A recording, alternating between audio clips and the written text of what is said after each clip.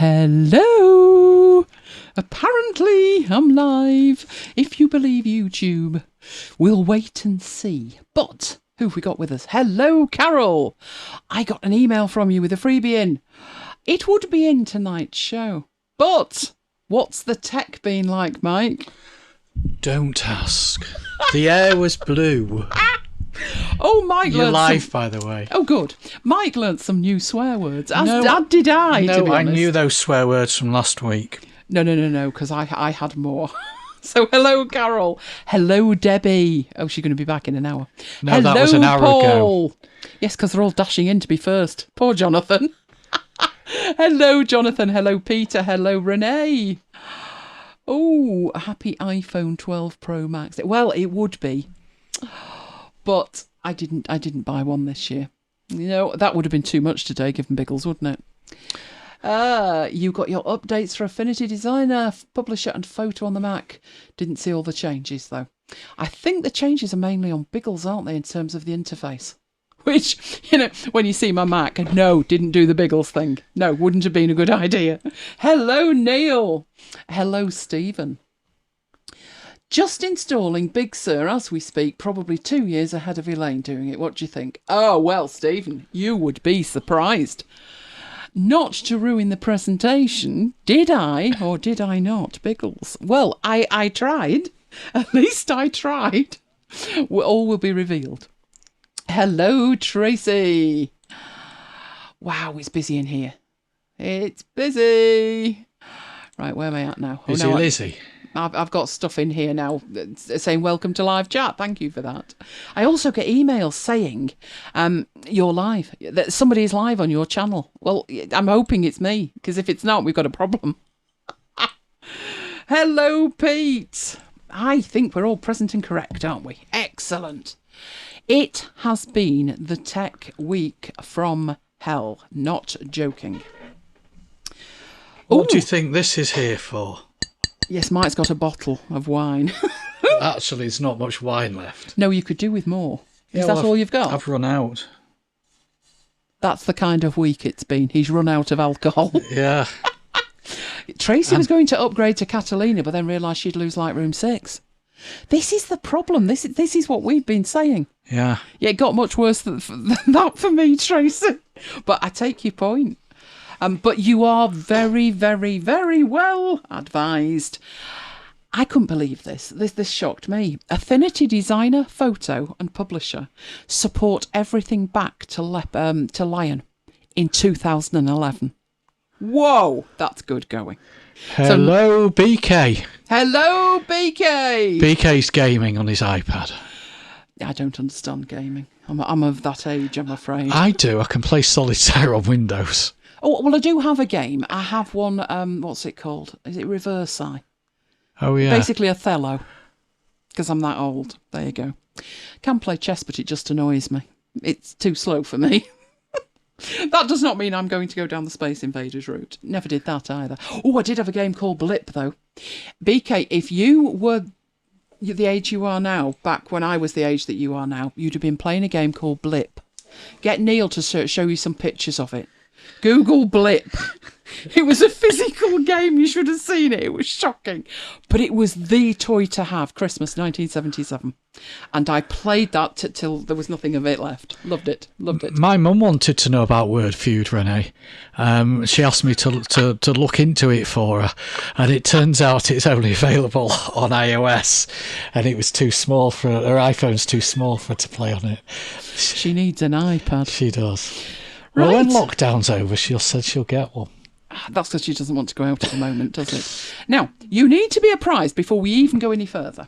I have had the mother and father of all calamities with Keynote. It's eating my slides. It's not just me. It's happening to everybody to some degree or another. But it's very, very intermittent. So if the service is down for like 5 minutes a day, that would be the 5 minutes that I've got to use it. So what has happened this week? It's been a nightmare. I have done a security update to my own system, which solved one problem and gave me two more. It's been that kind of week. But literally half an hour ago, I said to Mike, here we go again. And I'd clicked save to save my presentation. And it said, I can't save it right now. So I thought, well, I'll wait a couple of seconds and try again. Can't save it. So it won't save my presentation. And it says you may have lost data. So if I sound a little uncertain when I come to a slide and think that's not the slide that I left, you know why. It's misbehaving right royally. To the point, I actually uttered the words to Mike, do you think I could switch to PowerPoint? It's that bad. So first of all, let's make sure that you can see my screen. Yay! That should be working. You may, I've no idea what slide you're going to see. I'll tell you how I fixed it later. But at the moment, I've got slides. Not necessarily the ones that I built in the week, but I've got slides.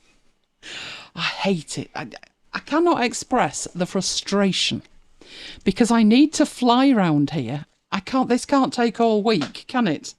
And it's just so annoying. Anyway, this is what we've got planned. We have the week at MacBites headquarters. What a week it's been. Finally, we have the Notion update, the one with the timeline. I'm going to pre-warn you, do not get excited. Then we've got Dropbox Password Manager. I have the first part of Typography in Affinity Publisher. Then we have Mike dynamically hiding and showing sheets. So in the Excel section, we're getting between the sheets with Mike. You lucky people. With Magic Mike. With Magic Mike. And then I've just realised something, Mike. What? Oh, no. Because it's been a total calamity and all my slides disappeared. Did I press record or did I not press record? I don't know. I'll come out and have a look. I'll let you know if I pressed record. Because last week, it's just been a month of nightmare, hasn't it? I did actually press record, just doubting myself there. Last week they cut us off unceremoniously, so I needed to have the local recording for the end of the show. Because it was so funny, I was rattling away and Mike said, you do realise we've gone, don't you? And the week before I didn't have a local recording. And the week before Mike didn't have a local recording. So you can imagine, it's just been one of those weeks. Anyway, we're looking at the Affinity Publisher Calendar Creation Kit just in time for the new year. Right, we broadcast in HD. Make sure that you have clicked the cog in the lower right-hand corner and that you have selected 720p from there. Not 480 as I've got. Not 480 as Mike's got. It'll all be very blurry. While you are down there, find anything you like, give us a like. It makes a big difference with YouTube. So, what were we up to this week? Well, it started off pretty reasonable on Saturday. Busy, but reasonable. I did 9 shows on Saturday, which we've done more, but we've done less as well. So it was a very busy day. But it was Premier League day, wasn't it, Mike? United were playing Everton away at lunchtime. Now, I mentioned the fact it was at lunchtime because this game was time shifted in more than one way, wasn't it, Mike? Yeah. Mike was watching it via BT Sport on his computer and he was quite happy doing that. He said, here's an iPad for you to watch it on because it's on his account. So he puts an iPad on my desk and we start working away. And I noticed, Everton scored first, didn't they? And Mike got really uppity about this, really uppity. And then United scored. But the thing was, they only scored on my iPad. They didn't score on Mike's desktop. Not for another minute and a half. So it was like being in a time warp. His watch was in a third time zone. So he didn't really know whether that was their goal, our goal, or whatever. It was just a complete fiasco. I won't say Mike was confused, but when we talked about this on Sunday's episode of Marooned at MacBites headquarters, he genuinely thought United had won 2-1. He even missed the last goal that was in the 95th minute, which I don't think has ever happened before. So Saturday, that was only lunchtime.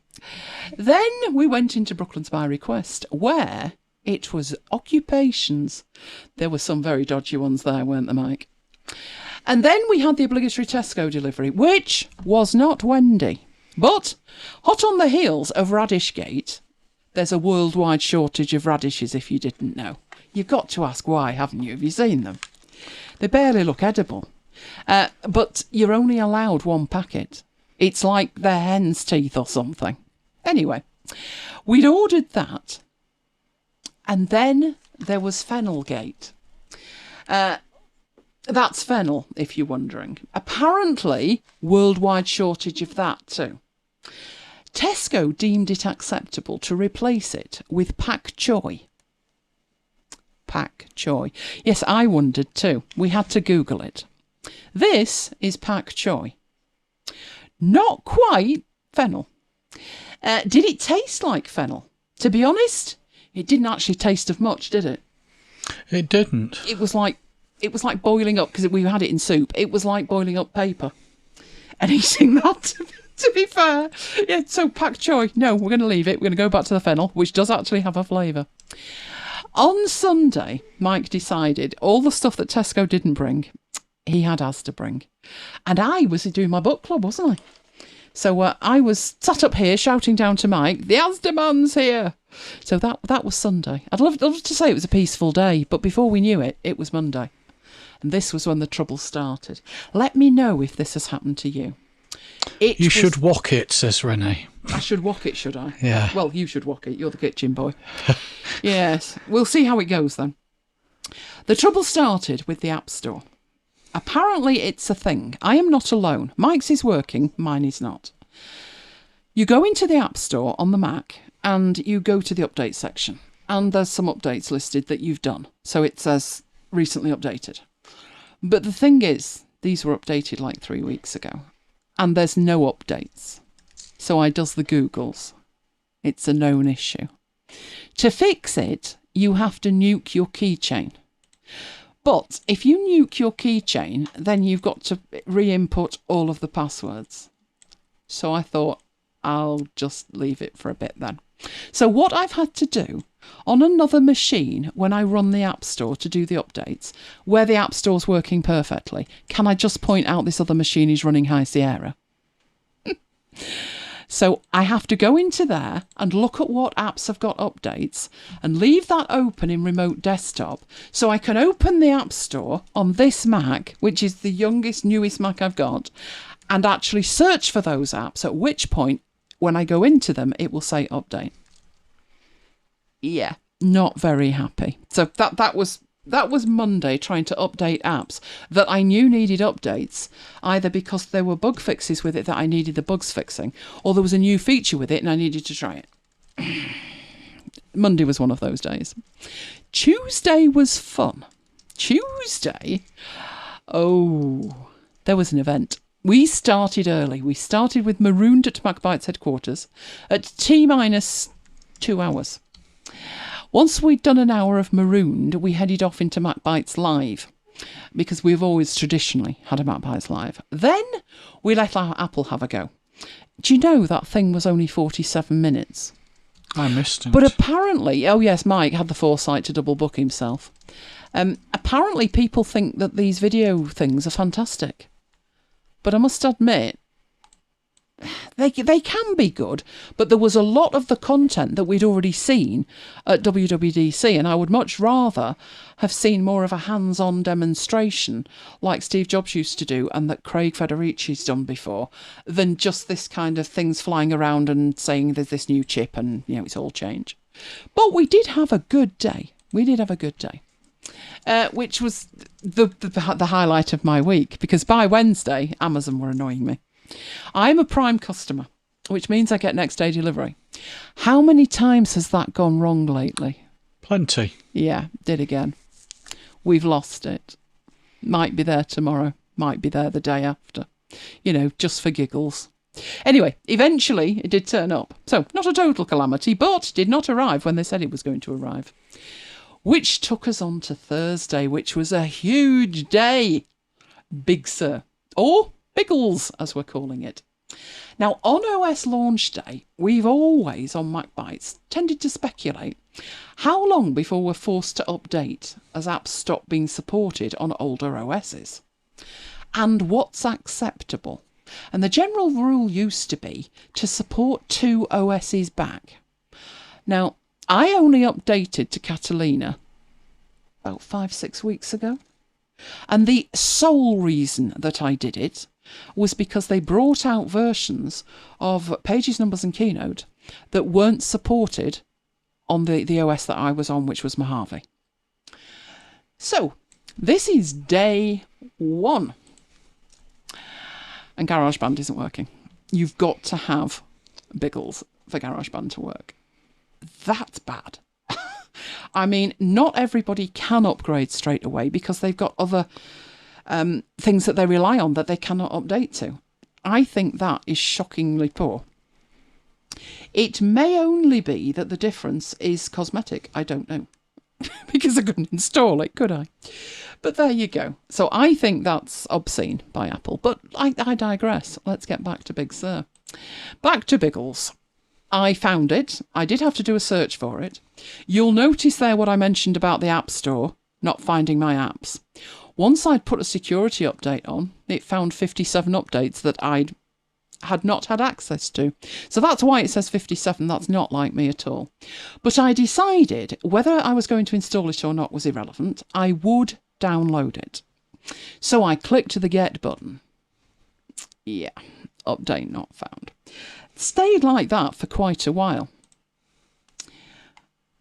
I was thinking at this point, I needed some panda videos. This was what I needed to calm down. Eventually, I see it's available. Awesome, I thought. Right. I'm only downloading it, I thought. You're not going to install it. You're just going to download it. And that way, I can make my boot disk. So, gotcha, I thought. Started off reasonable. I mean, it's 12 gig. I've got a blindingly fast internet connection of 1 terabyte rather. And I'm thinking, that's pretty slow. 3 hours for 12 gig. If I was downloading 12 gig of video files, that would take me about 3 minutes normally. So 3 hours was going it some. And it got much better. 4 hours, 5, 7, 9, 10. It kept going. It kept going, not kidding. 2 days, I thought, now you're kidding, because at this point I'm thinking I've got a live show tomorrow night, 9 o'clock, so I can't leave you for 2 days. I thought, but how much worse could it get? And soon it told me, 18 days. So I could relax and settle in for the duration then, really. I thought I could be here a while. At which point I thought, is this just me? Are they picking on me? And apparently not. Lots of people were having the problem. Paul in the chat, no problem at all. Paul is the Apple golden child. Downloaded, installed, and he was off. Rest of the world, nightmare. Absolute nightmare. That's just been mentioned in the chat. They were having issues. Now, unfortunately, the issues they were having knock-on effects elsewhere, rather than just, if you weren't trying to do the Biggles thing, then you wouldn't have a problem, would you?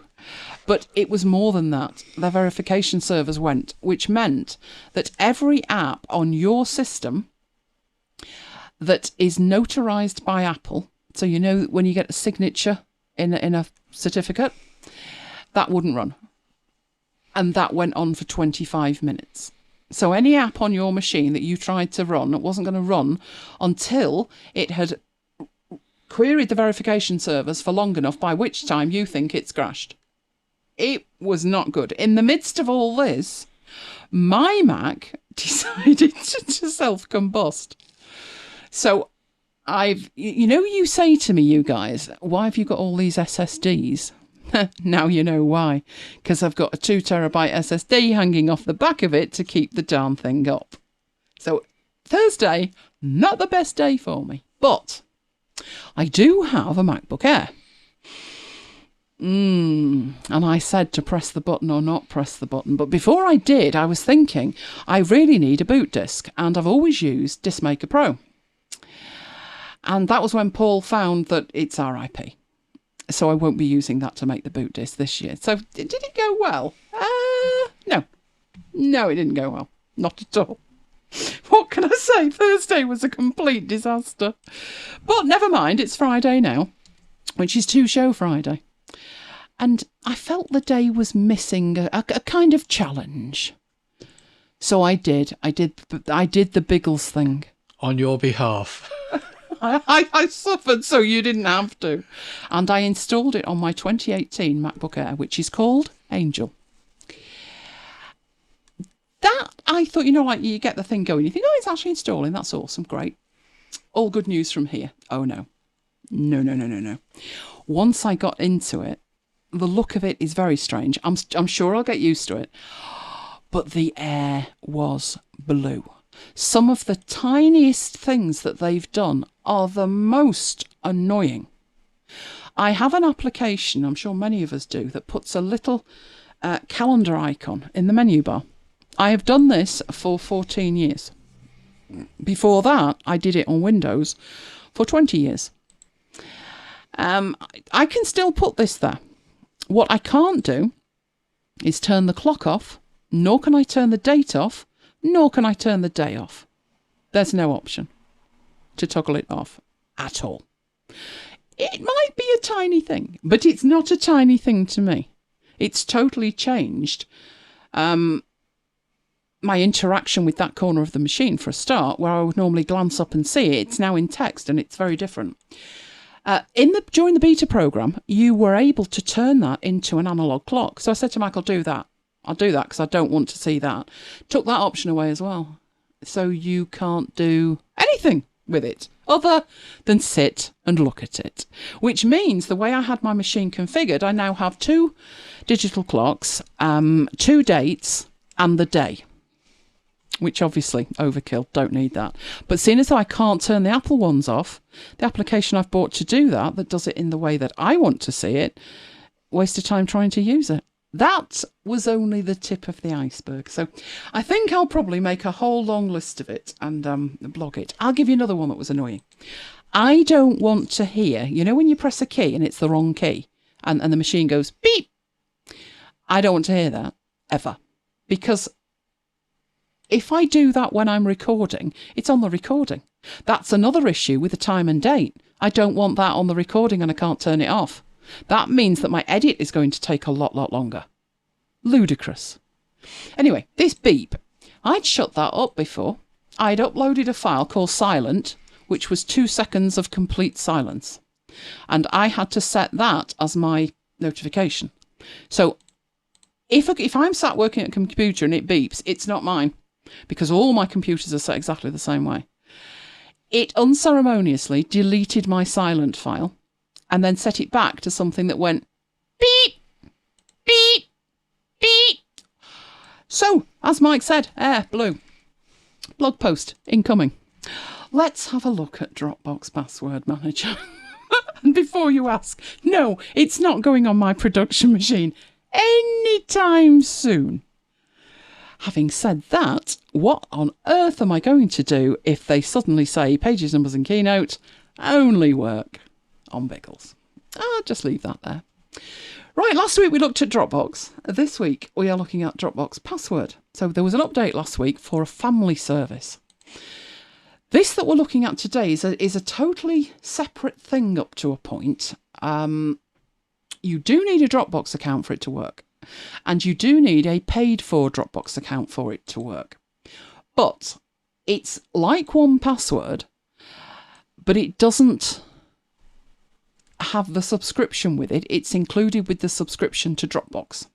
So if you are grandfathered on some plan that you are quite happy with, or anything else, then you can download this application. You actually install it. You can see a representation of it there. It doesn't look altogether unlike 1Password. Would I switch from 1Password to this one? Probably not. But that's only because I've had 1Password for so long and I've got documents in it and all kinds of things in it. But it is actually incredibly capable. It works, as it says, on any website or in any mobile app. So in terms of comparing it with 1Password, it's very, very similar. It stores the data inside Dropbox, but you do have an app to get to it. As I say, you do need to have a paid-for account. But once you've got that, you click the download button and you then install it. So this was me installing it. I'm not sure about the icon. What do you think?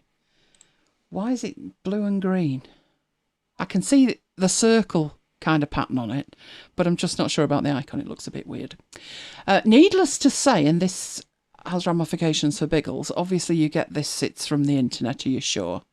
And updates and the rest of it. And then it takes you through an onboarding process. And the onboarding process was absolutely seamless. So as it says, you need Dropbox Plus, Professional or Family. Once you've got that, it's going to sign you in automatically. Now, that's interesting because 1Password doesn't. You click a drop down and 1Password gives you opportunity to select something. This one automatically filled it in. So at this point, you need to log in. But because I'm already logged in on this system, it found my account. So it enabled me to choose that account, or I could use a different account. Once I'd done that, it gave me this, and I thought, what on earth is this? Now, before you're panicking, they're not actually my words. But they give you 12 words, and they put a number next to each word. And they're all very short words like that are really obvious. And the idea is that if you lose access to your account, they will ask you for one or more of those words. And I thought, it's a good idea, but where on earth are you going to put the PDF? Because if you put it in Dropbox, you've lost access to your Dropbox. But you can print the PDF. Now, there is a skip button, and I don't know why you would skip that, because I don't know how on earth you would get that back. I didn't see an option to get that back from anywhere else. So I printed the PDF of the correct words, which were not those words, but they were similar to those words, similar enough to those words. Go on, they were nothing like those words, but what I mean is they were the length of those words. So once I'd got that, it gave me the option to start importing passwords. Now, it can import them from browsers. It can look all over the place for them, which I guess I don't save passwords in the browser. Do you? I don't. Never do that. I never do. Never, ever do that. So I thought, well, you know, my passwords are being 1Password, and I'm not intending to use this in any great way. Let's just test it, I thought. So I skipped the importing of it, which took me straight to, right, so you're going to put your passwords in it, then you're going to need to use it. There are 3 supported browsers, Safari, Chrome and Firefox. So I had a quick look at them and I thought, which one are you going to grace with its presence? And I went for Safari, which meant I had to deactivate 1Password, or 1Password was appearing at the same time. So it obviously asks you if you want to turn it on or not, and yes, I did. So I got that active and I reached that point. So that was the installation process. Once you click continue, you're then actually in the application and good to go. So let's see if everything's working now. Because at the moment, nothing's been working this week. Nothing. Literally nothing. Right, Dropbox passwords. And it's opened up on the wrong screen, but, you know, at least it's opened up. Right. There we go. That's what it actually looks like. I only added the one. I added Dropbox. Which on the principle, one will do. But this is the actual application. It looks similar-ish to 1Password if you've used that. I didn't click anything else in terms of adding or anything, so I'll take you through what's actually in here. The browser extensions, you can go get the browser extensions from in here. Now, as I said, I've already got one in Safari. So as long as Safari's over there, oh, it is. It's got lots of lovely information in it. But we'll take a look at that in a moment. So I don't need that anymore because I've already sorted that out. I started with no passwords in it at all. But you get the option to add popular passwords down here. So Dropbox was actually one of them. You can also add Google, Facebook, whatever, and you can add other things as well. So you can add a completely new item, so maybe something to log into the back end of your blog, for example, or you can actually import them. So even after the initial onboarding, you can use the browser. So you can import from any browser. You can import from a password manager. But again, I'm not particularly going to do that. The other thing that's useful, if it's a shared computer and you don't have shared accounts, is that you can actually go up to here and change your preferences, in which case you can log into different accounts from in here. The preferences also include the ability to import from the browser and import in here. put the PDF in 1Password. Deborah, guess where I did? I put the PDF in 1Password. I really did. It's the most logical place to put it. Now Deborah said I wouldn't switch because it works everywhere and I've got shared faults. I think if you've got a complicated setup with shared faults and stuff, then no, because this is fairly basic. But given that a lot of people have a Dropbox account, although it's limited, more people have got free Dropbox accounts than have got paid for accounts, right?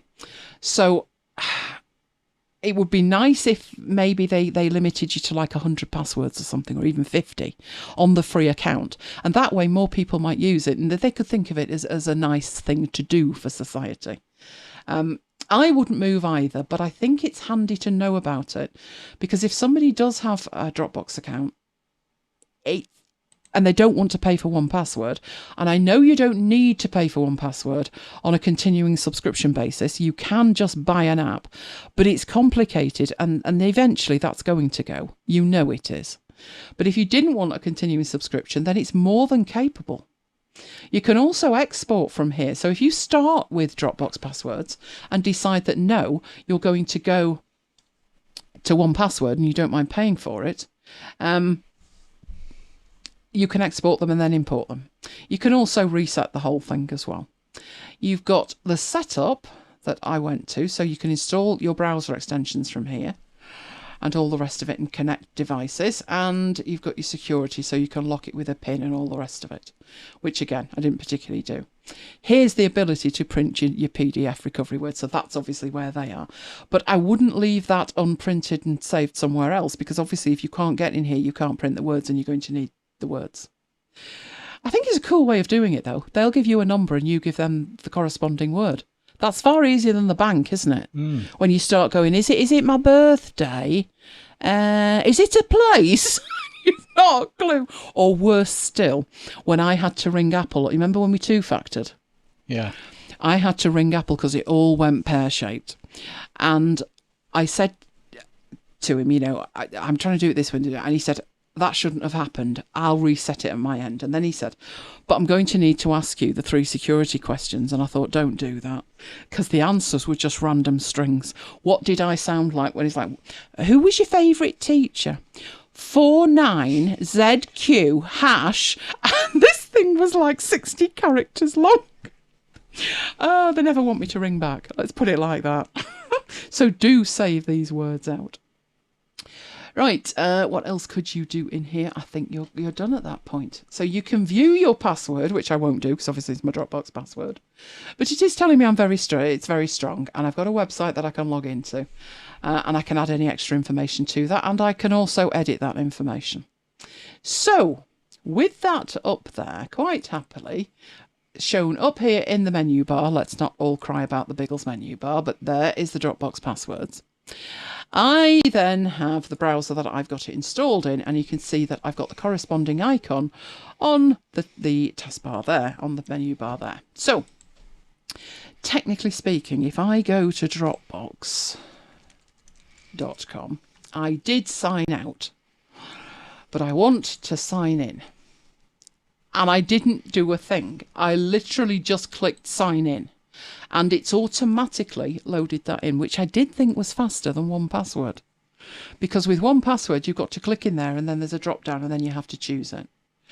I took the Remember Me thing out because obviously I needed to show that to you today. And it's literally just a case of click sign in and you're done. So it's very fast. It works very well. If you've got 1Password, you don't need it. But if you know about it and you have friends or relations who do have Dropbox but don't have 1Password and don't think that they need 1Password, and how many times have we said to people, what you need is 1Password, and they inevitably come back and say, I only use 1Password, and you're like, oh God, they do need 1Password. 1Password, the app, not 1Password. I think my mother was like that. She was, wasn't she? And she genuinely looked at me and said, it's all right, I only use 1Password. And I just looked at Mike and went, oh, she's going to need some training. But it's better than nothing. And that is the alternative. That's what people are using. Nothing. So I think it's better than I thought. It's It's not 1Password, no it's not, but it's much better than I thought. It's nice to put the things in, it's very fast to use it, the application's pretty basic, but as I say, it's not bad if you don't want to pay for 1Password, which I think we pay about £28 for. Something like that. But we're grandfathered on something, so I think the proper price is nearer 40. So just a nice little addition. Neil says 1, 2, 3, 4 A, B, C, D. Neil, does Neil know your little mother? tip for you, mate. Don't put your password into a public chat. Oh, I'll give you one that was so annoying. I'm with I had an account at a site, and the site got bought out by another site. So when you go to the first site, it auto directs you to the second one. You literally cannot log in to this original site anymore. So it took me to the new one and it said log in. I thought, well, I've got an account. I've got the old account. So I put the username and password in. Didn't work. So I thought, that's a bit off. And it didn't say, your password's wrong or whatever. It was just, no, that's not going to work. So I put a support ticket in and it came back and it said, sorry about that, the migration's gone wrong. Can you come back in a day or so? I thought, crying out loud. So a couple of days later, I went back and this time I got a different message. And the message that I got was the password's incorrect. And I thought the password is in 1Password. You could trust me, the password not incorrect. No matter what I did, I couldn't get in. But there was an option to reset the password. And I thought, well, I'm quite happy to reset the password, so I'll reset the password. I reset the password 3 times. It still wouldn't let me in. And I thought, life's too short, not got time for this right now. So I left it. Another 2-3 days later, I went back and I thought, right, now look, this is getting silly. I need to get in here. So at this stage, I'm thinking to myself, I've got a sneaking suspicion. I know what's wrong with this. But to test it, it was difficult to test. I'm thinking to myself, there's password rules and my password doesn't meet these rules. But nowhere did it tell you what those rules were. So I would like it when you go to a site and you're creating an account that it says it must be a minimum of X characters with a number and a capital letter and a symbol and blah, blah, blah. And that the maximum it can be is 30 characters. That would be really helpful. Because what I was doing with this was setting the password and it was failing every time. So in the end, I'm thinking, okay, so I'll take this password down from like 50 characters, which is my usual. I'll take it down to 40, that's not working. I'll take it down to 30, that's not working. Ended up, I think it was 29 characters it would take. So all that was happening was it was letting me reset it without even telling me that it just cut the end off.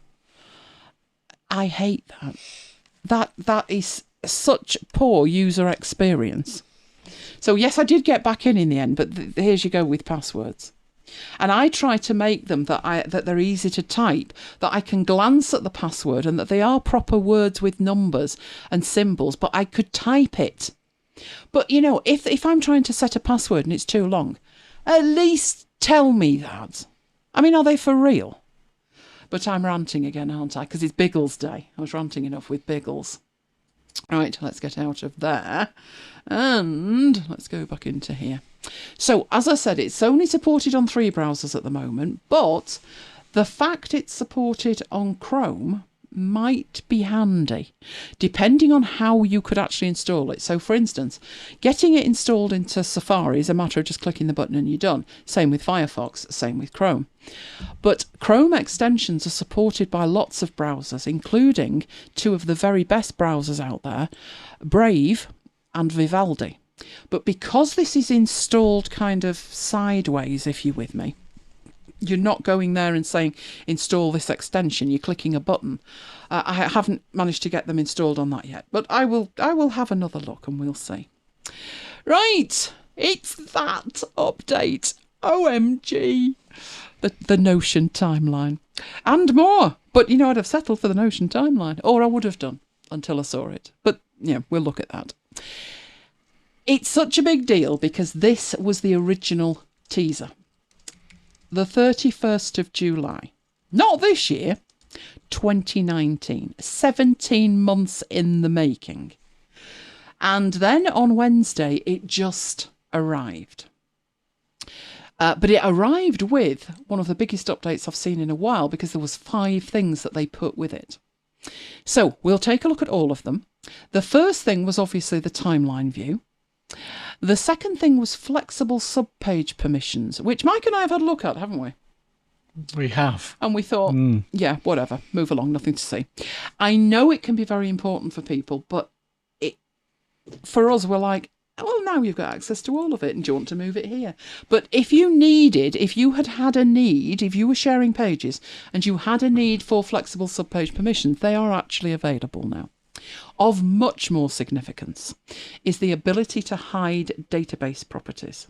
So the white lines, database properties, in what I call above the fold. So the fold being the line going across the middle. There's content you put above the fold, and there's content you put below the fold. But the content above the fold is basically the database properties. So you have a record, the orange page being a record, that has database properties or metadata, all above the fold. But sometimes you put things above the fold because you have to, and you don't really need to look at it. Not in page view. So I will show you some examples of this, because Mike and I are like, oh yes, at last. Because some of the stuff you really don't need to see, but there was no way to hide it. Now what they've done is let you hide some of these database properties. Another thing they've done is automatically applied limiting the number of rows returned in an inline database. And as I say, automatic. So whereas you would have originally either, if there's no filter, all of the rows in a database, in an inline database, you now only have a certain amount, which can be a good thing and a bad thing, and I'll explain why. The other thing they've done is allow you to show backlinks in a popover or hide them completely. So you've got 3 view options. You can just view the backlinks, you just have them in front of you. You can view them in a popover, or you can just totally hide them. Now, obviously, the biggest thing is the timeline view. Now, the timeline view, you notice I've not put timeline, I've put timeline view. It is a view, just like any other view of a Notion database, be it a gallery or a list or anything else. It's a view.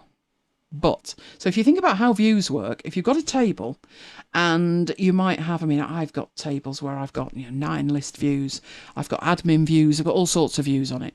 And a timeline view is just another view. It can have its own filtering, its own sorting, its own view preferences, but in essence, it's just another view. Now, I don't know about you in terms of how many tables you've got, but we've got hundreds.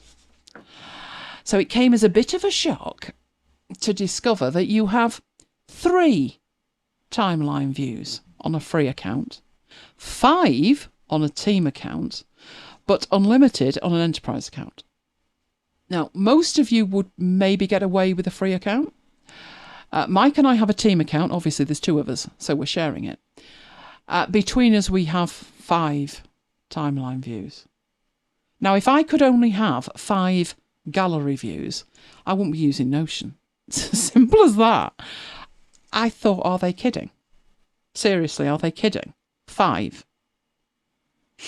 So before I show it to you and you get really giddy, I thought I should warn you that, it might be wise to not get too giddy, because if you're on the free account, you're going to be limited to 3 of them. Irrespective of how many tables you've got, etc., you're going to be limited to 3 of them. So not the best, I didn't think.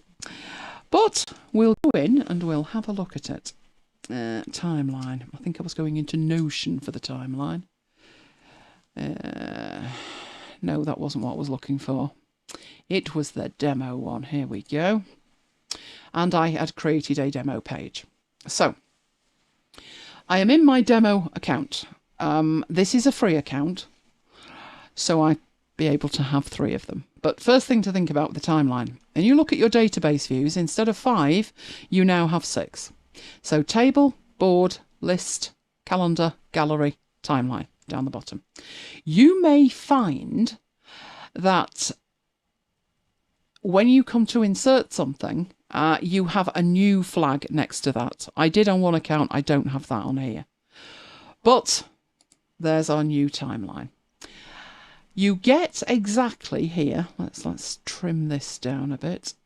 Right, it's a new database that it's created, but it's given one default view, which is the timeline view. So what you've created is actually exactly the same. If we go down here and create another one, we'll have demo 2. Oh, we like that, don't we? It's exactly the same as creating a table that you get 3 blank records in. And then when you come to add a view, you do get this timeline option, and you could apply that to an existing table. So it is just a view. Right, and it gives you 3 items, just the same as any other database view gives you. Now, when it comes to working with it, you've got view options. So first of all, you can see you've got cards 1 to 3. You can also add extra cards. You're not limited in that, thankfully. All right, so now you've got 4.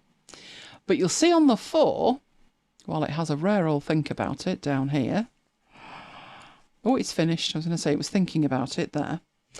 You'll see that 4 doesn't have in here a card, a timing for this. But as I hover over it, it would let me create for that. So let's say I need card 1, 2 and 3 finished, and this one's going to go in there.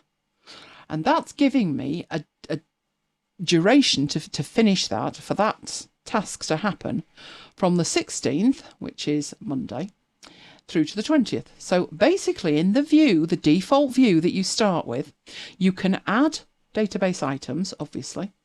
They don't automatically get allocated anything in the Gantt view, which is the timeline view. But when you click, you can add the card to that. What that actually looks like when you go into it is it's using the date property, and it has a start date and an end date, and it's using those to represent that on the timeline. Now, it doesn't always do the same, which is not helpful. It depends on the view that you've got. So you do have some view options here. First of all, you can actually hide the table, and then that takes that full screen, and then you can bring that back. So you can scroll and see a little bit more. The other options here, which actually change how it works, is you have a month view, and that's what we've got. We're looking at November.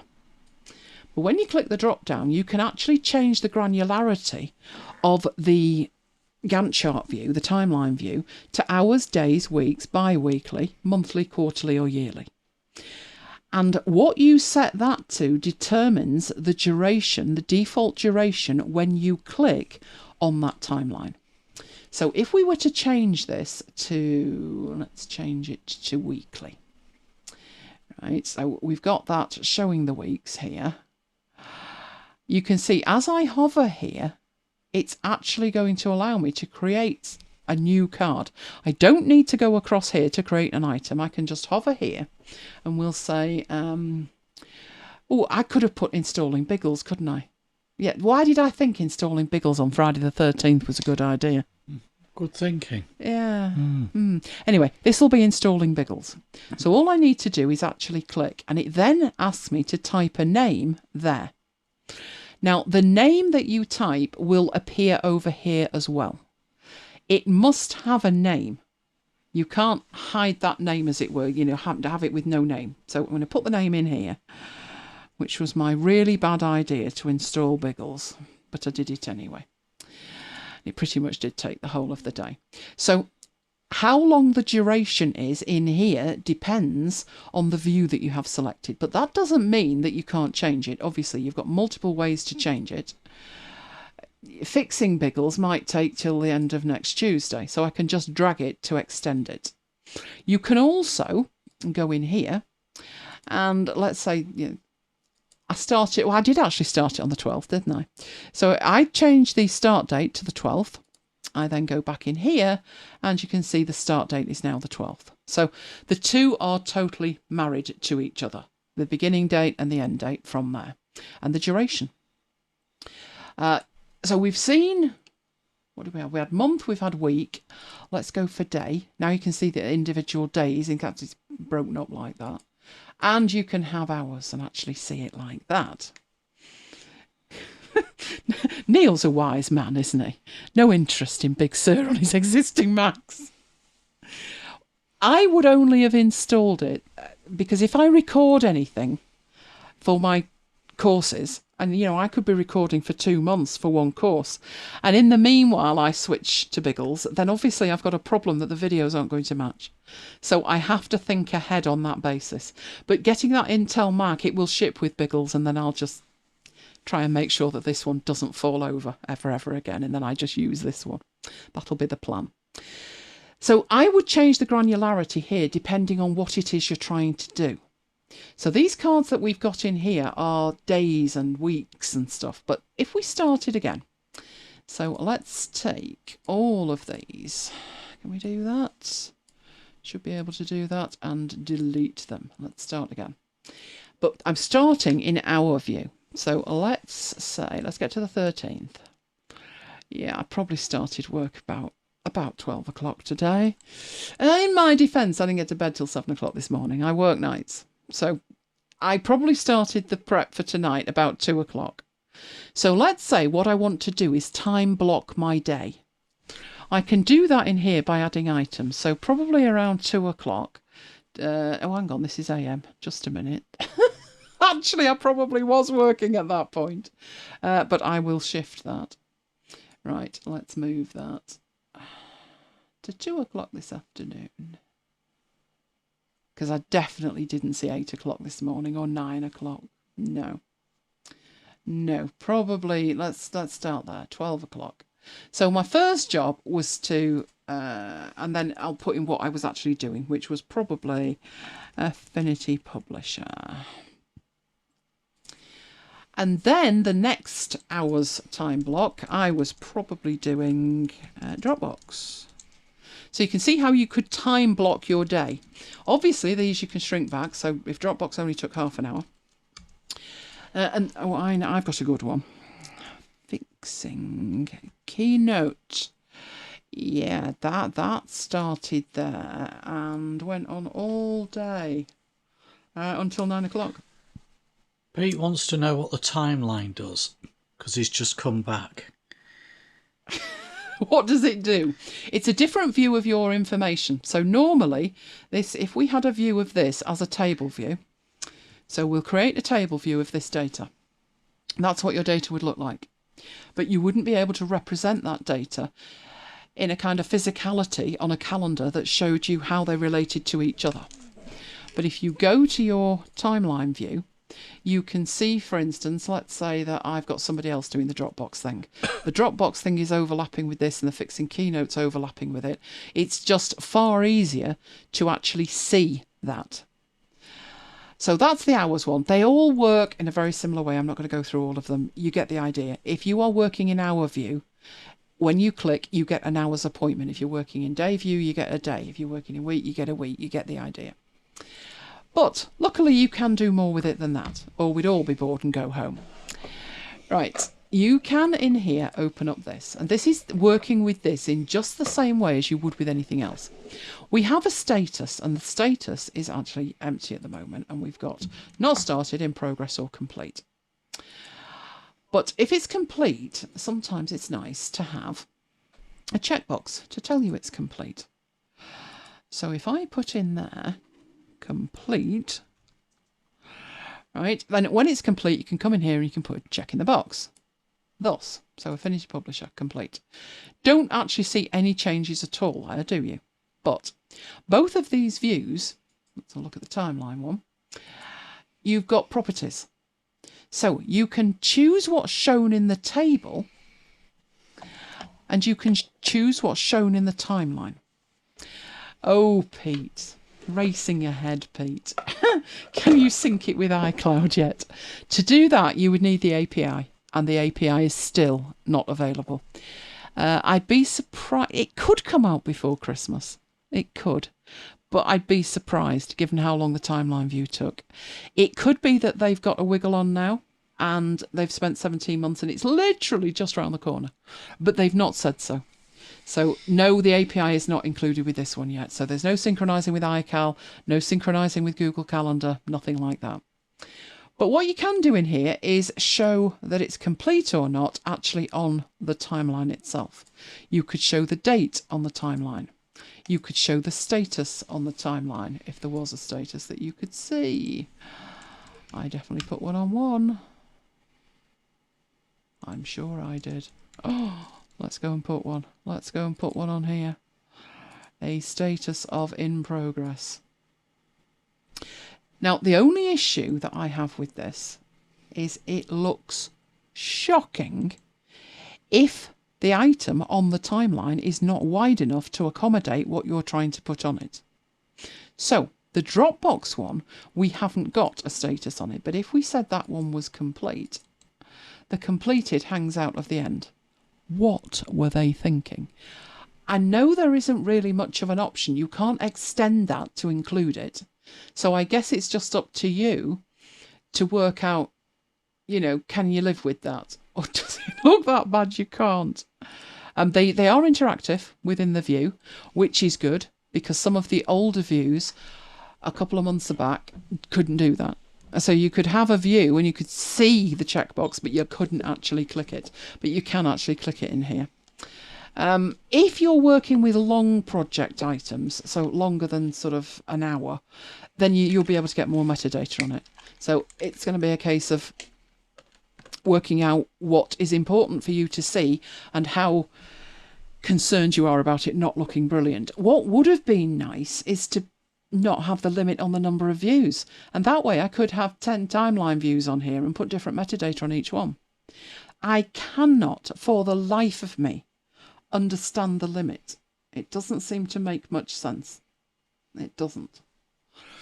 Right, so the other thing that you can do in here is obviously at the moment we've got timeline by. And timeline by means the date. Now you might think, well, that's obvious. It's a timeline. It's got to go by date. But, you know, it can depend on the type of date that you actually have. So let's add another item. So the Affinity typography thing is going to go on over a couple of weeks. So I might have this item on here and I've got a date there, but it doesn't tell me if it's a start date or an end date. So you may already have data that you have done in a different way. You have two ways to say this is a start date and this is an end date.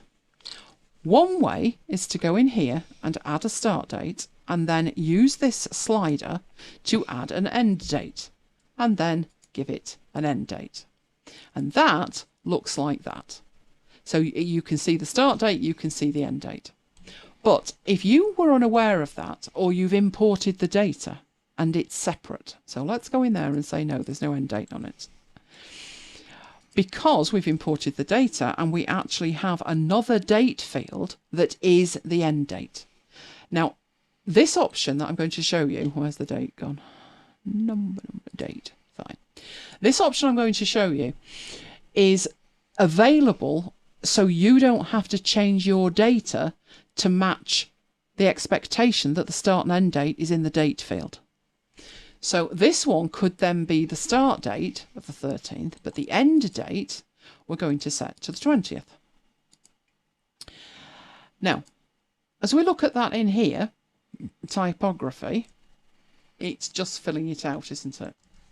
Let's change this so we can see the whole day. Right, it's just this day. But we need that to carry on over here because we know it carries on to the 20th. And that's where the option comes in here, where you say timeline by. Now you've got two dates, you could actually choose the end date and everything would disappear over here. There's the 20th. The others have vanished completely because they had no end date. If we look at fixing Keynote, there's no end date. So if there isn't an end date, it just won't show it. But this one has got an end date. So let's go back in. Timeline by. We will have timeline by date. Get started at the beginning. And hope that this works. Right. Go back in here, timeline by. You have the option to say use separate start and end dates. So if your data is formatted in such a way that you have a start date in one column and an end date in another, then you can toggle that on. And you can then tell it which is which. So the date is the start date, but this end date isn't the date. The end date is the end date. So you can keep complete control over this. So if we look at that now, you can see that does carry on until the 20th because we put the 20th as the end date, which I think is actually pretty good. So that's the timeline view. Now I've actually got it. I don't know whether this is because I know I've only got 5 of them to play with. I can see it being useful for things like, if I restart, so I can leave that. No, actually these will work apart from that one. Let's say Keynote. Right, let's imagine that we're putting on a weekend seminar. And we've got overlapping items. So we're going to start, what time have we got these in? Let's go back to here. Right, have we moved these back? Oh, we have. We've moved them back out of it, but never mind. Why is this one further back? Ah, because I'm in hours, that's why. So I can actually move that in here and change the date. But let's imagine we've got a seminar thing going on.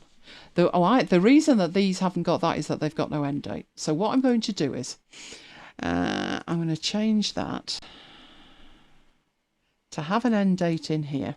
But I'm also going to put a time in it, and 5 a.m, not brilliant, but anything will do. Right, and I'm going to change the view. So I'm going back on what I did before, which is on the timeline by, I'm going to say no, take everything from the date field. And that gives me little blocks that I can work with. Now, the Keynote block is far too long because it's 9 hours. Let's say that that is 3 hours. So it's going to be 3 p.m. Right, and that's then what my timeline looks like.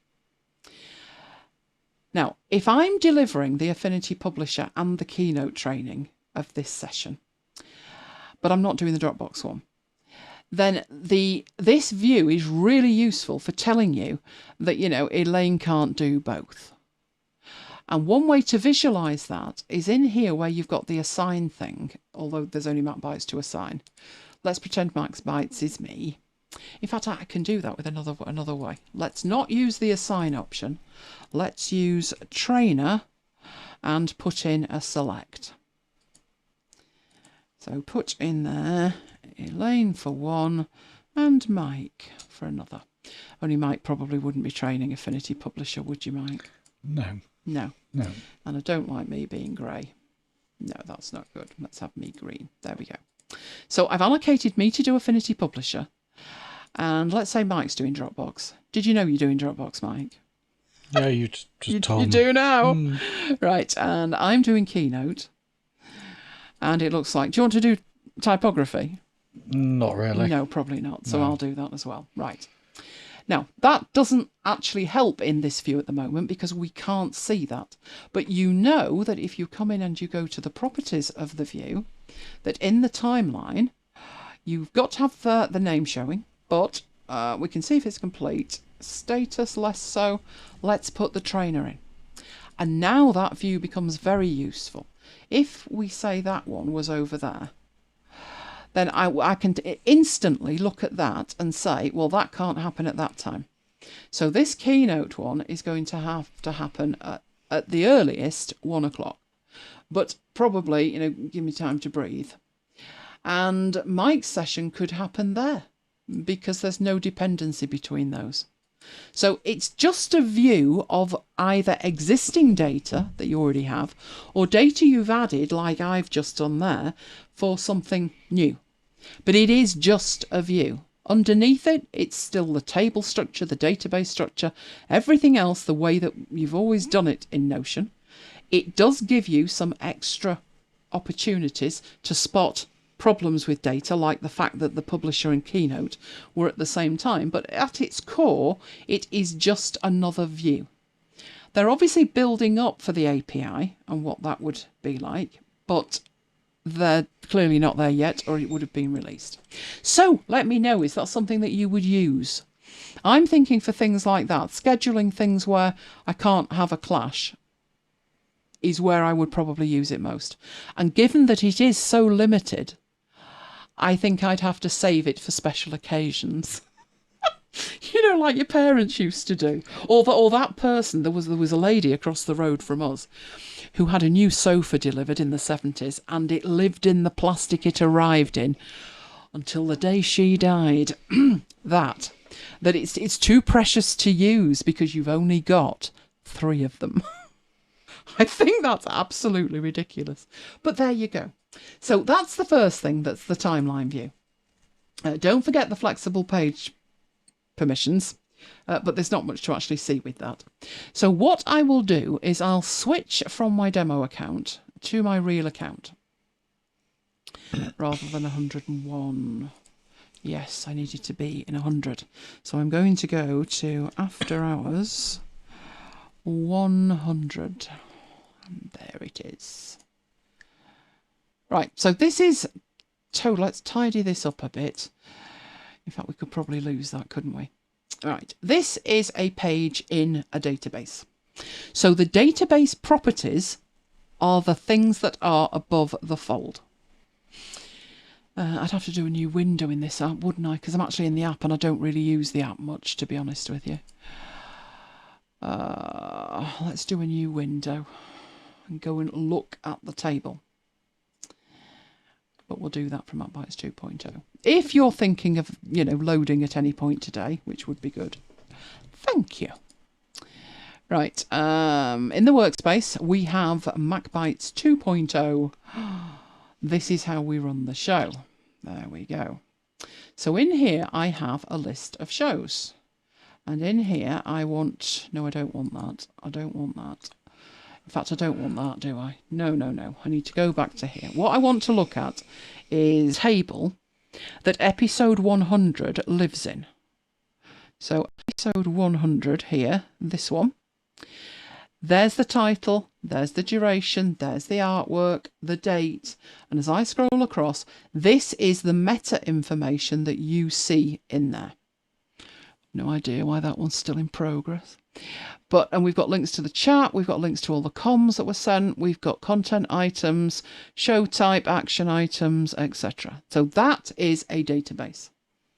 The other view that we have here is looking at one record from that database.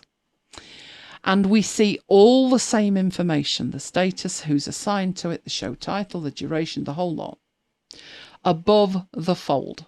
That is the fold there, going all the way across there. That is the fold. We then have items below the fold, lots of them.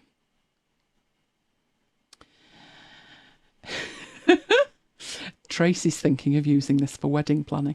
That's actually a really common use for it. People are loving that, particularly people who are using Notion and then they create all the plans and tables and everything that's needed and then just give the bride and groom access and they're like, wow.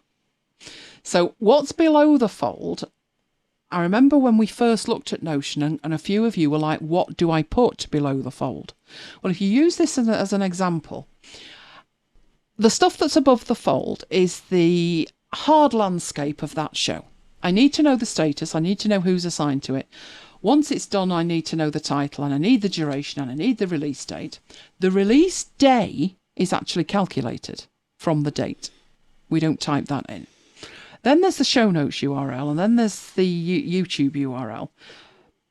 If this record for 100 is linking to another database, like the chat, then that is also shown in there. So the relationships are with the arrow. So we have a relationship field there, and another one there, and another one there. So we've got lots of them. And you need to see them. You need to see them sometimes. You might need to see them when you're in a particular view.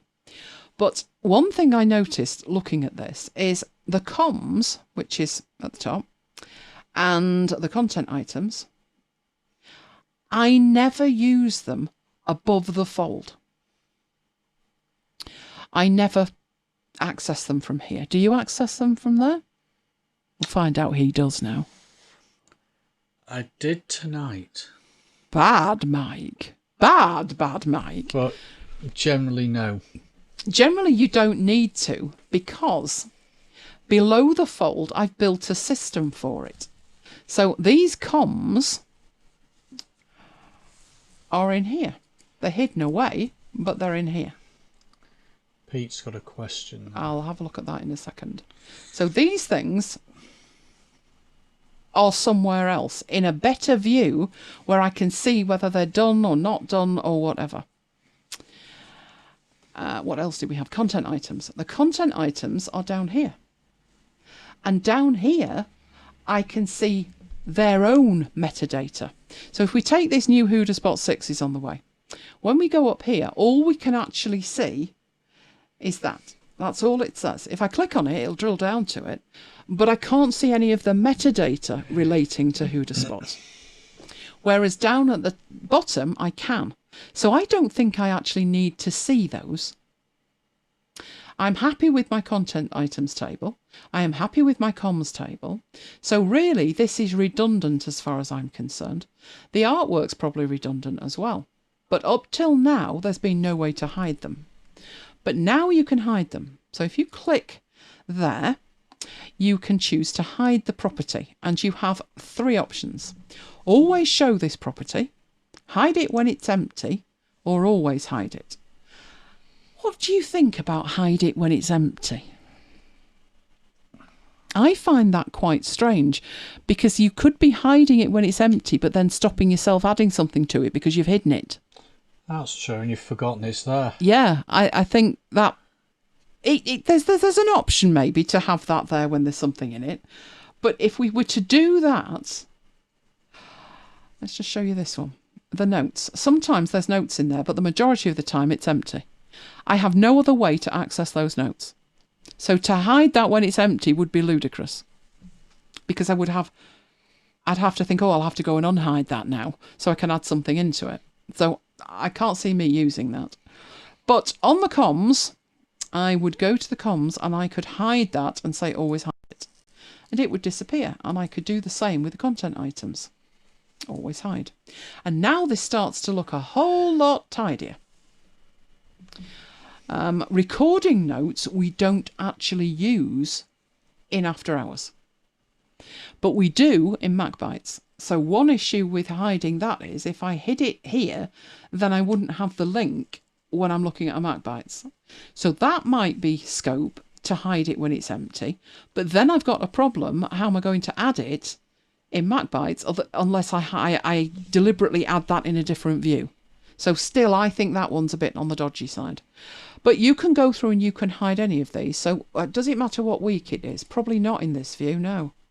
That is added to calculate things with. So I can say on my dashboard, if this show is in week 44, include it. Artwork-wise, probably don't need the artwork either. Always hide. The release month October, probably don't need that either. So just hide them. And what's happening is you're making that far neater and tidier with much less above the fold. And it's not impacting the bottom of anything. Nothing that's in here is being impacted by that at all.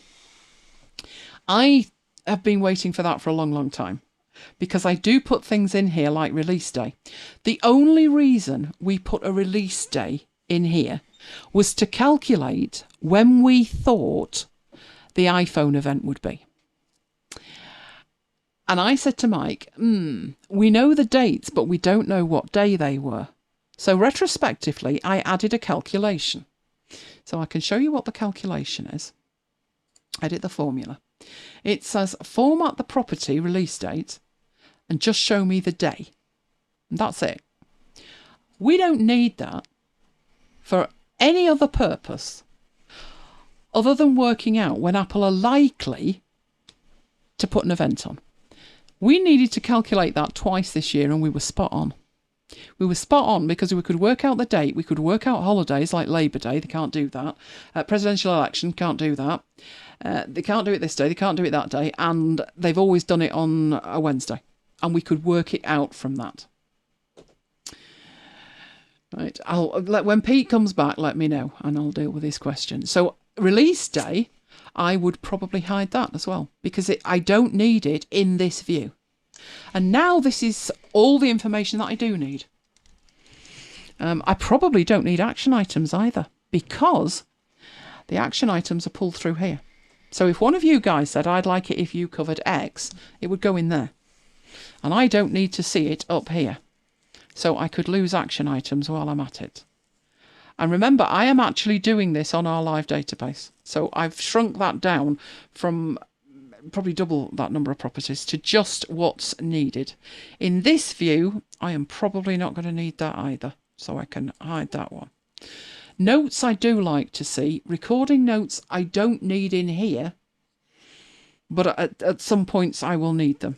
It's handy to have a link to the show notes. It's handy to have a link to the chat. That's the only way to get to the chat from here. Knowing the date is a good idea. The duration's only in one place. The show title's in one place. The fact that I'm assigned and the fact it's in progress. And I'm done. So I've tidied it up. If you need to access those properties, then you can go in there and see them all. Why has it brought them all back? So the extra properties, just bring them back. But look how overwhelming that was. I think it's much neater without them, which is great. And you can bring them back permanently if you need to. So if you bring them all back and you decide, you know what, I want to keep that one, then in the hide property, you just say always show, and then it will bring it back. Right, so let's tidy that up permanently. There we go. So it's tidied up. Right, the other things you can do in here. This I don't like that I'm about to show you. You might like it. I don't like it. I'm going to go down and show you that what we have in this content items table, as soon as a new show is created, there is a filter on there. And the filter is where the show is after hours 100, obviously. That filter, as far as I'm concerned, should be overriding anything else. I manually set that to say, show me all the content items where the show is after hours 100. I would not want to see half of them. I would not want to see things from show 101. So I made a filter. Now, luckily for me, there's not that many items in there. But I also have a table. And this table has the slides in it. Literally, it's a gallery. These are images. So when I've finished, I use Keynote to export the slides and they get put in here. And the reason that I do it is it's far faster for me to go back and say, oh, you know, I had it in a show. And I can literally go back here and have a look at what all of the slides were. That is very useful. But how many slides were there? Well, I've created a filter. There is a slide library table that has all of them in. Thousands of them. But I filtered it for just the ones for this show. So that's what I want to see. So I start scrolling down. And I am indeed seeing them. Until I get to the bottom. And I think, just a minute, I didn't stop there. It says load 33 more. So this is the fourth update, which is limit inline databases to X number of rows. I don't think that that's on, because I've already filtered this table. So I want to see all of them. But it automatically limits it. I said to Mike the second I saw this, that's for their benefit, not mine. So when I go to this page and I do a pull request on my database, that it thinks, yeah, I'm not going to show you them all. You might not want them. And that's just a load on our database, our servers, that might not be needed. And if it is needed, then all you need to do is click load 33 more. And it will toddle off and load the other 36. And I said to Mike, not liking that at all. Luckily, you can configure that. So if you wanted to load more or less, you could choose to do that, which I definitely would. Let's just see if I go in again. Does it limit me again to 36, or does it remember that I do want the actual lot? No, it limits me again. So as soon as you... I mean, that's not even doing anything with that database other than toggling off. It's just a toggle. This is literally just a toggle, but that gets rid of them again and it doesn't load them all in. So not happy with that at all. But I can click on here and I can then say whether I have 10, 25, 50, 100 or all. If I'm opening this, I want to see them all. So I'll set it to all. Hopefully this time, when I fold the slides up and open them again and go back in, I do indeed have them all. There we go. So what I would have to do with that is either go into every show and manually change that at the bottom, or change the template. So let me show you what changing the template looks like. This is the table that contains all of the shows. And within here, we have templates. So I've got MacBites After Hours, Marooned, FM, MacBites Live. This one, MacBites After Hours. So in here, I want to edit this template. And what I need to say to it is, down at the bottom, in these slides, that's not good either, is it? Crying out loud. Right, the option isn't available because there's no slides that match the criteria of the filter at the moment. Not good. So what I'm going to have to do is actually put in something in the filter. Are you going to load in? There we go. Go down to the bottom. Change this to say all. And then go back up to the top and change the filter. Now you might be wondering in the filter why I haven't put the actual show name. It's complicated. I've got a practical issue with what the files are called, so I do set that up manually, not with zeros. I put that in like that, and when I make a new show, that's what I do. So I've actually edited that now, and if I make a new show based on that, I shouldn't have that problem again, but you are going to actually have to do it. And you would have the same problem with this content items table as well. And again, it's a gross oversight on their part that I can't set that at this point from the bottom. Can I set it in here?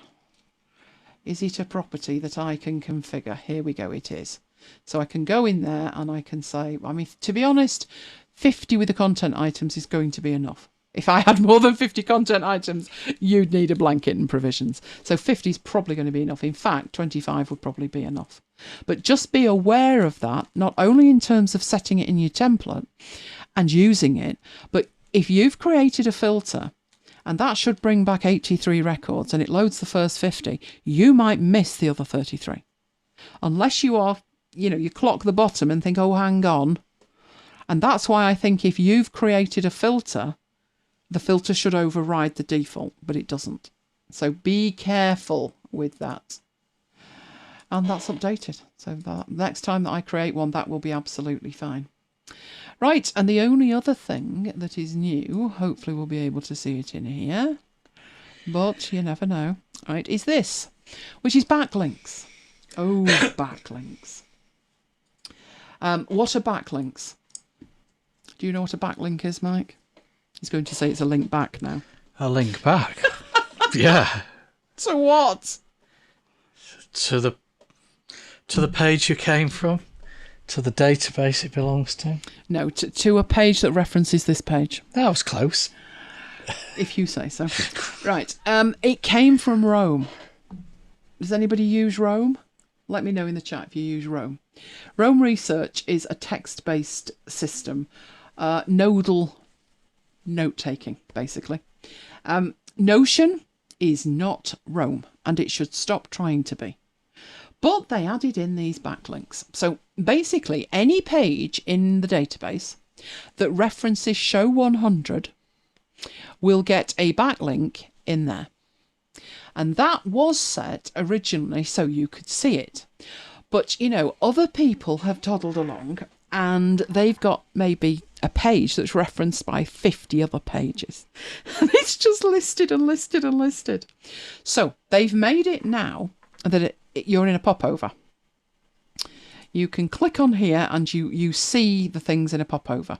So what's happened here is, this is my weekly worksheet, which is related to Pete's question. This is the engine room with the projects. And this is a planning meeting that we had. One of our laughable planning meetings, Mike mentioned this show. So the top two are pages of mine. They are not shared with Mike in the team space. They are mine. And that's why it says private on them. Mike will not see that they are even there when he looks at this. He will only see the one at the bottom that's shared, the planning meeting that was shared. And that is what a backlink is. And that is where you click it, it will take you to that page. You might find that useful. I don't tend to use that, so I'm quite happy with them hidden, more than happy with them hidden. But that's the option, that's the popover. You've also got comments here. Now, if you're using Notion for yourself, you may feel you've, got no use for comments in a single user experience.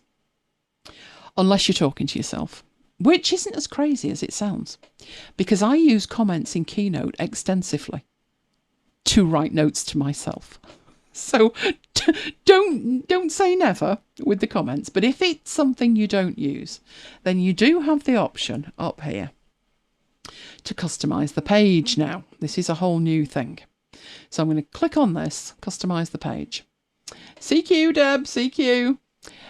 You've got the ability to show the backlinks in a popover, or you could have them expanded, which was the default, and people hated it. I'm not surprised, it's not pretty.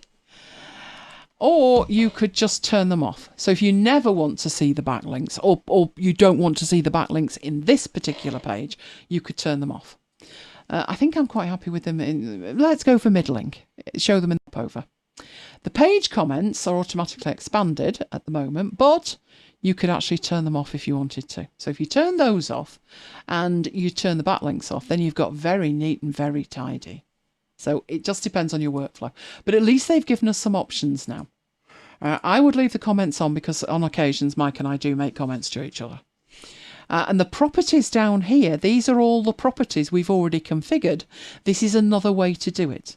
We did it over on the left-hand side where you can actually see the properties. But you can also do it within this dialog box and use the drop-downs. So, who thinks that that's a good update? Who would have used that timeline? But you've only got 3. So, no. I did not think that was a good idea at all. Maybe they'll open it up a little bit more, but at the moment, that's where they're at with it. Right, Pete's question. Do I normally, in my normal workflow, do I do everything in the week view and add info to each week? And do I have a set template that I have for a weekly view? I do. So I know Pete's not back yet, but Pete will be able to watch. When I set up my entire system, I have a database for days, a database for weeks, a database for months, and a database for quarters and years, I think. And they all hang together. So if we switch to, I actually built this out. So if we switch to the MacBites demo one, when we were doing the 2020, no, we didn't. Where on earth are they? Where have they gone? In the archive. Did I shove it in the archive? Notion 2020. I had days, which is my journal, weeks, months, quarters, years. And in the weeks, we had a start date and an end date for each week. And we had the days contained within that week and links to the months and links to the quarters. So at the beginning, there was quite a heavy lift to create 5 tables and link together the journal, the weeks, the months, etc. That was 2020 week 1, wasn't it? And we took it down to, we wired it up for 3 months because you do have to wire this up. Let's go look at, say, for example, week 8. Right, at the moment, if I open that as a page, that's what it looks like. Now, I wouldn't necessarily now need to see half this stuff at the top, would I? But I did have a template for the bottom half, which it doesn't look like I added across there. But yes, I have a template in this view, which is a full width thing, and it has Monday, Tuesday, Wednesday, Thursday, Friday across it. So it's got 5 columns. Then it's got Saturday and Sunday underneath it. And then it's got all of the rest of the stuff that I work with on a daily basis. Let's see. Let's see if I've got one that we could see. Why am I looking at weirdness here? Oh, wrong dashboard. Right, that would explain it, wouldn't it? Right, let's go to my dashboard and see if I can find one to show you. What week are we in, Mike? I work by week, you say. Oh, here you go. This'll do. Right. This is my live database. Brace yourself. Right, first thing I do, and this is next week.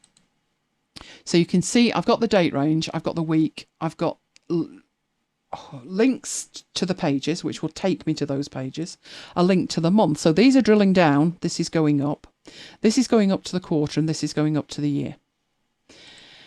Then I actually have split it up into goals and tasks, which my goals are basically like 3 things I need to do this week.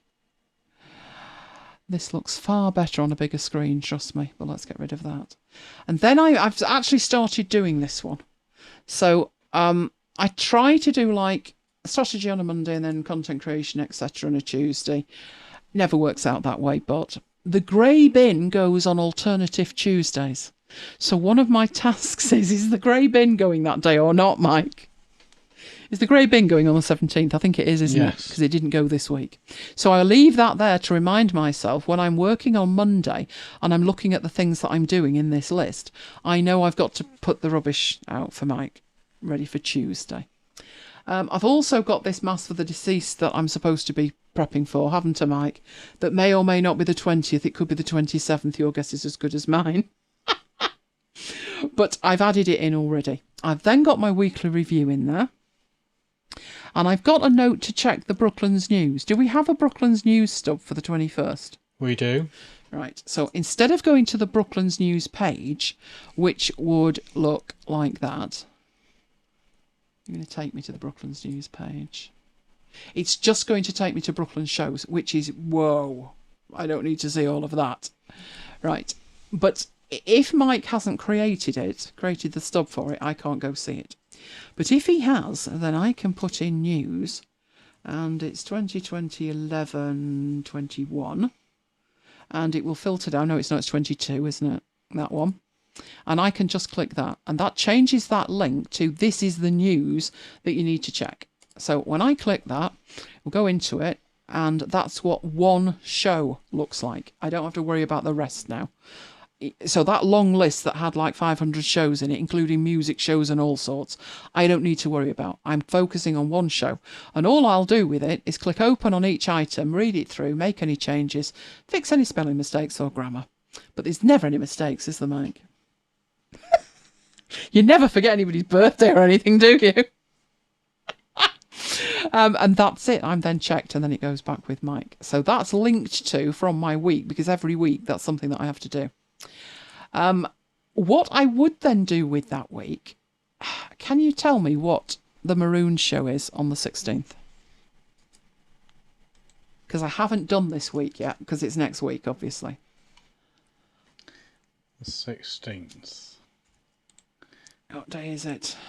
200 and something.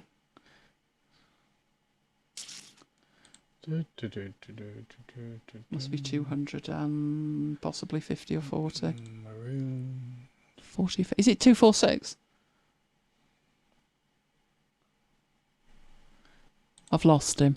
He's dropped off his twig. 246. Right, so if I put in day 246, there it is, MacBites show. And that will then take me to the show page. And what I then do in all of these is do that. Now, people have said, can't you kind of do that automatically or put it in as a table where you're only looking at those?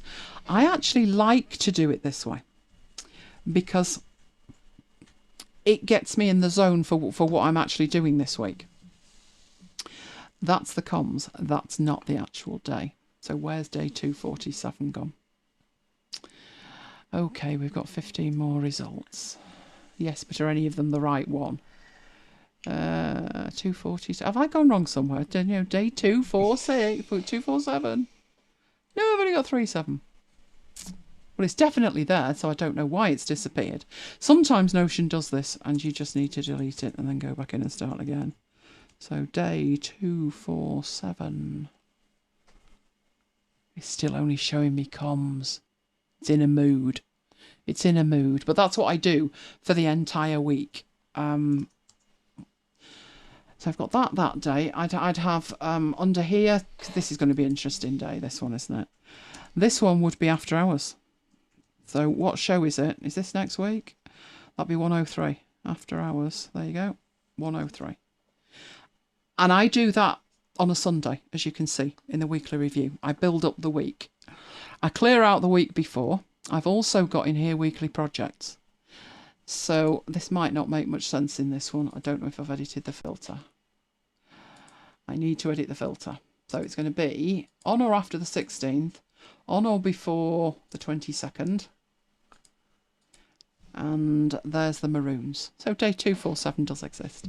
So I have these underneath because these are the projects I know I'm working on that week. And there should be an after hours in there. There isn't. Don't know where that one's disappeared to. I also have weekly actions, weekly notes, meeting notes for that week. And then these are links to the master databases in case I need to get there quickly. So that is what my weekly thing looks like. From here, I would then jump about. So if I want to look at marooned 246, then I get to the maroon 246 page. And what I would do in here, and that backlink that I'll get for that is from week 47, which is where we've just been. So it's a link to get me quickly back to where I was. Now, at the moment, obviously that's a bit redundant because I can hit the back button, but I may have got here from somewhere else and then think, oh, I need to go up to the week, and then it's useful to get back to the week.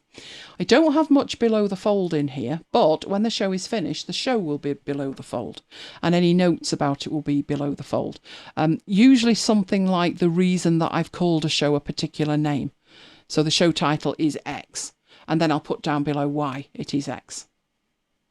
Like, didn't we already have a show title for tonight? Something about making magic with Magic Mike between the sheets. So that Kim suggested Kim came up with that. And so that would then go in there. But yeah, I do have a template for the day, the week, the month, the quarter and the year. And that enables me to do quarterly reviews, monthly reviews, etc. So in answer to Pete's question, yes, I do. But those are the updates for Notion.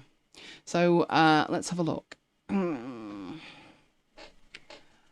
Just see it. So Paul likes the backlink view. I like the option to get rid of them.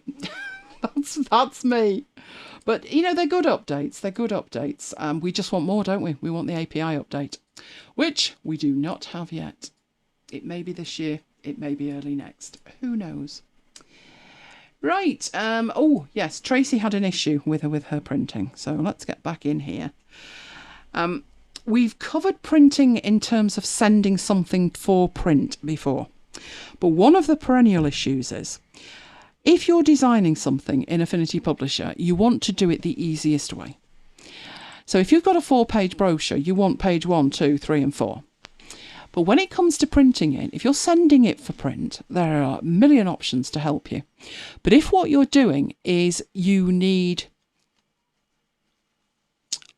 like either a page of A4 or more often a page of A3, that you just want to print pages 4 and 1 on one side and 2 and 3 on the other, on a standard printer, that's tricky. So what you actually need to see in your printer is that, where you can see the page is sideways and it's going to print page 4, which is the back page, and page 1 on the same size, and then 2 and 3 on the other side. That's what you need. And it's not easy. It can be a nightmare, this kind of thing. So let's have a look at that. Note new versions of Affinity Publisher Photo and Designer with shiny new icons. Rounded icons. If you missed that, rounded icons. They were square icons before. Right, I think I do have the file that Tracy sent, which is that one. And it's all designed correctly in terms of it's got 4 pages. And each of these pages is A4 size. This is the front cover, and then you've got the inside left, the inside right, and the back cover. Absolutely perfect. If that was one of mine, you've seen the ones that I've sent for print. If I'm sending it for print, then I can use these options. And I would use a PDF option. The preset in there, PDF for print, normally works, but I have some extra ones. So I've got some, the company we use is called Printed Easy, and I've got different settings based on what they want to print me 500 copies of a brochure.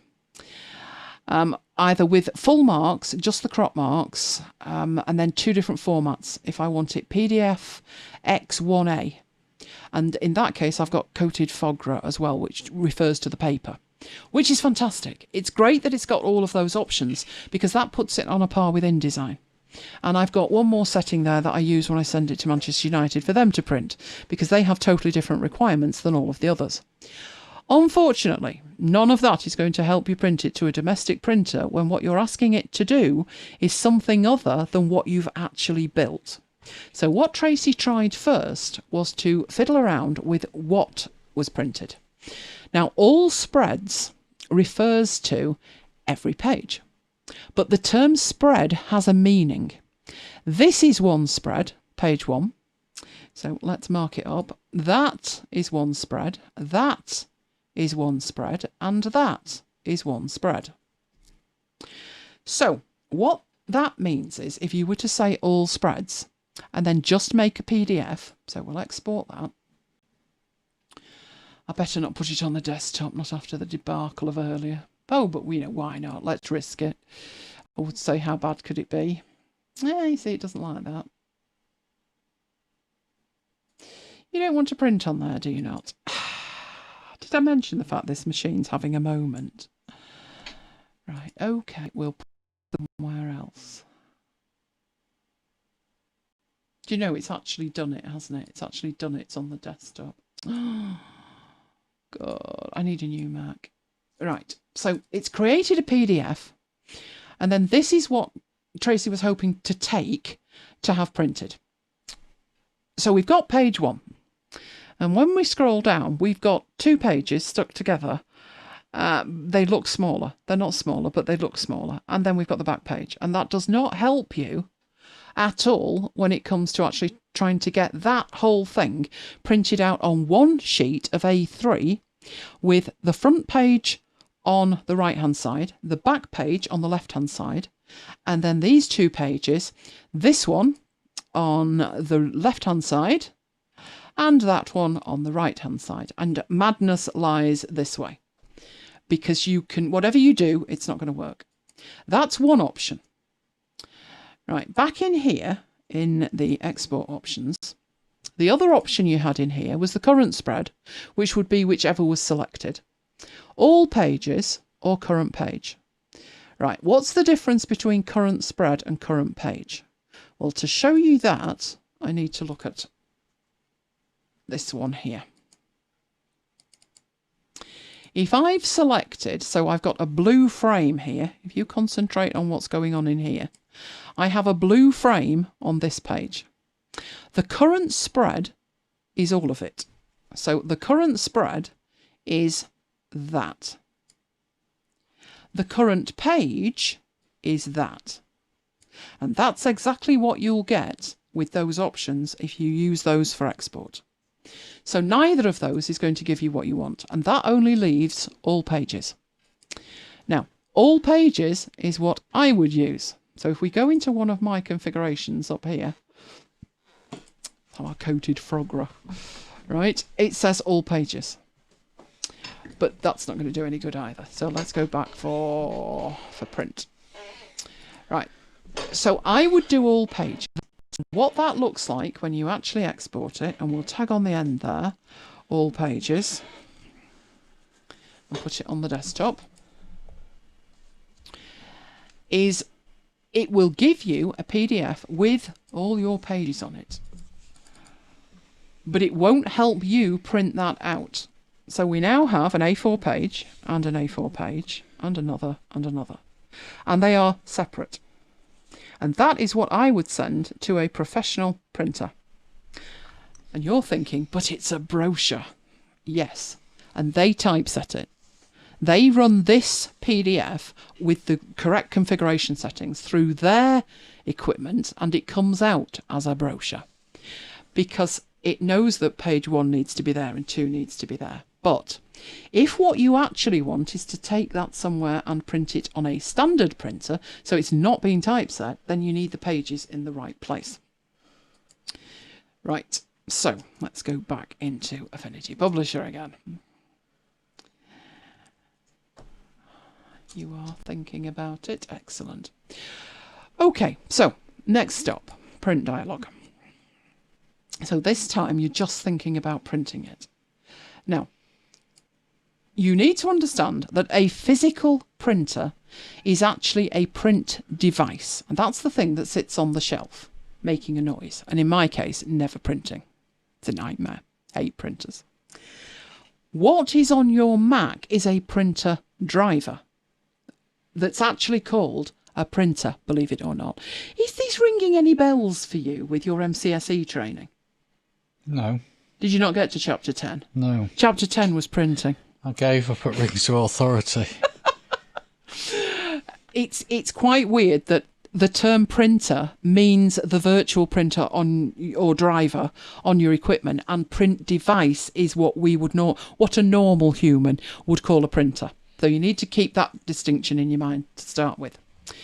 Now, at the moment in here, this is going to print out thus, which is definitely not what we need. What is listed at the top here are the actual printers. Now, I've got more than one, and you can see some are shared, etc. This is because I'm on a network. I've also got a virtual printer. And a virtual printer can really help you because it doesn't have the limitations of a physical print device where you're trying to say make it A3 and the printer's coming back and saying you can forget that. That's the issue. So virtual printers are your friend, but I worked on the principle, well, we can't do that. So these top two are the same physical device, but two separate drivers to it. So these are actually, as far as the system is concerned, two separate printers, but there's only one physical device. And the first thing I needed to do was actually go into the print and scanner settings options in here. So this is system preferences on your Mac. I have no idea why my save to PDF is offline, but I'm not going to worry about it. You can see I've got some kind of problem with this top one. It's just in a mood with me. It thinks the tone is low. Right, I'm going to come down to this one. In fact, I'll show you creating a completely new one if you want. You can add a printer or a scanner from here. You can choose it. It will find what's on the network, etc. So I could make a third one for that printer. But once you've created it, this is what you get. You can open the queue, you can look at the options and supplies, etc. But the important thing is, what's the default paper size? And I can go into there and I can choose A3. Which is bizarre because that printer can't print to A3. A4 is the maximum. But if it'll let me do it in here, then let's leave it alone. So let's leave it alone. So having set that up, I'm just going to close that down, make sure that those settings come through and go to print. And I need to set that as the printer. This is not looking good so far, I can assure you. But never fear. If it's set to A3 and this page, this cover page, is A4, that's right. All this gap around the side is because it thinks I want to print out 4 physical pages at A3, but we don't. So in the range and scale, if you go into document layout, you get to choose the mode, which is either single page printing or tiled printing, or a certain number of pages per page, which people used to use a lot to save toner and paper. Then you've got book, and then you've got booklet, and this would be a booklet. And as soon as you turn that to booklet, you then get over here, this is page 4, and that is page 1. And if we go on to the next one, that one is page 2, and that one is page 3, which is exactly what Tracy needs. But this printer, she's not actually printing it herself. She needs a PDF, and she does not want it in black and white. I love that, Renee. I have a brother too, and the toner's always low. It's a nightmare. I love brother printers. I've had many of them over the years.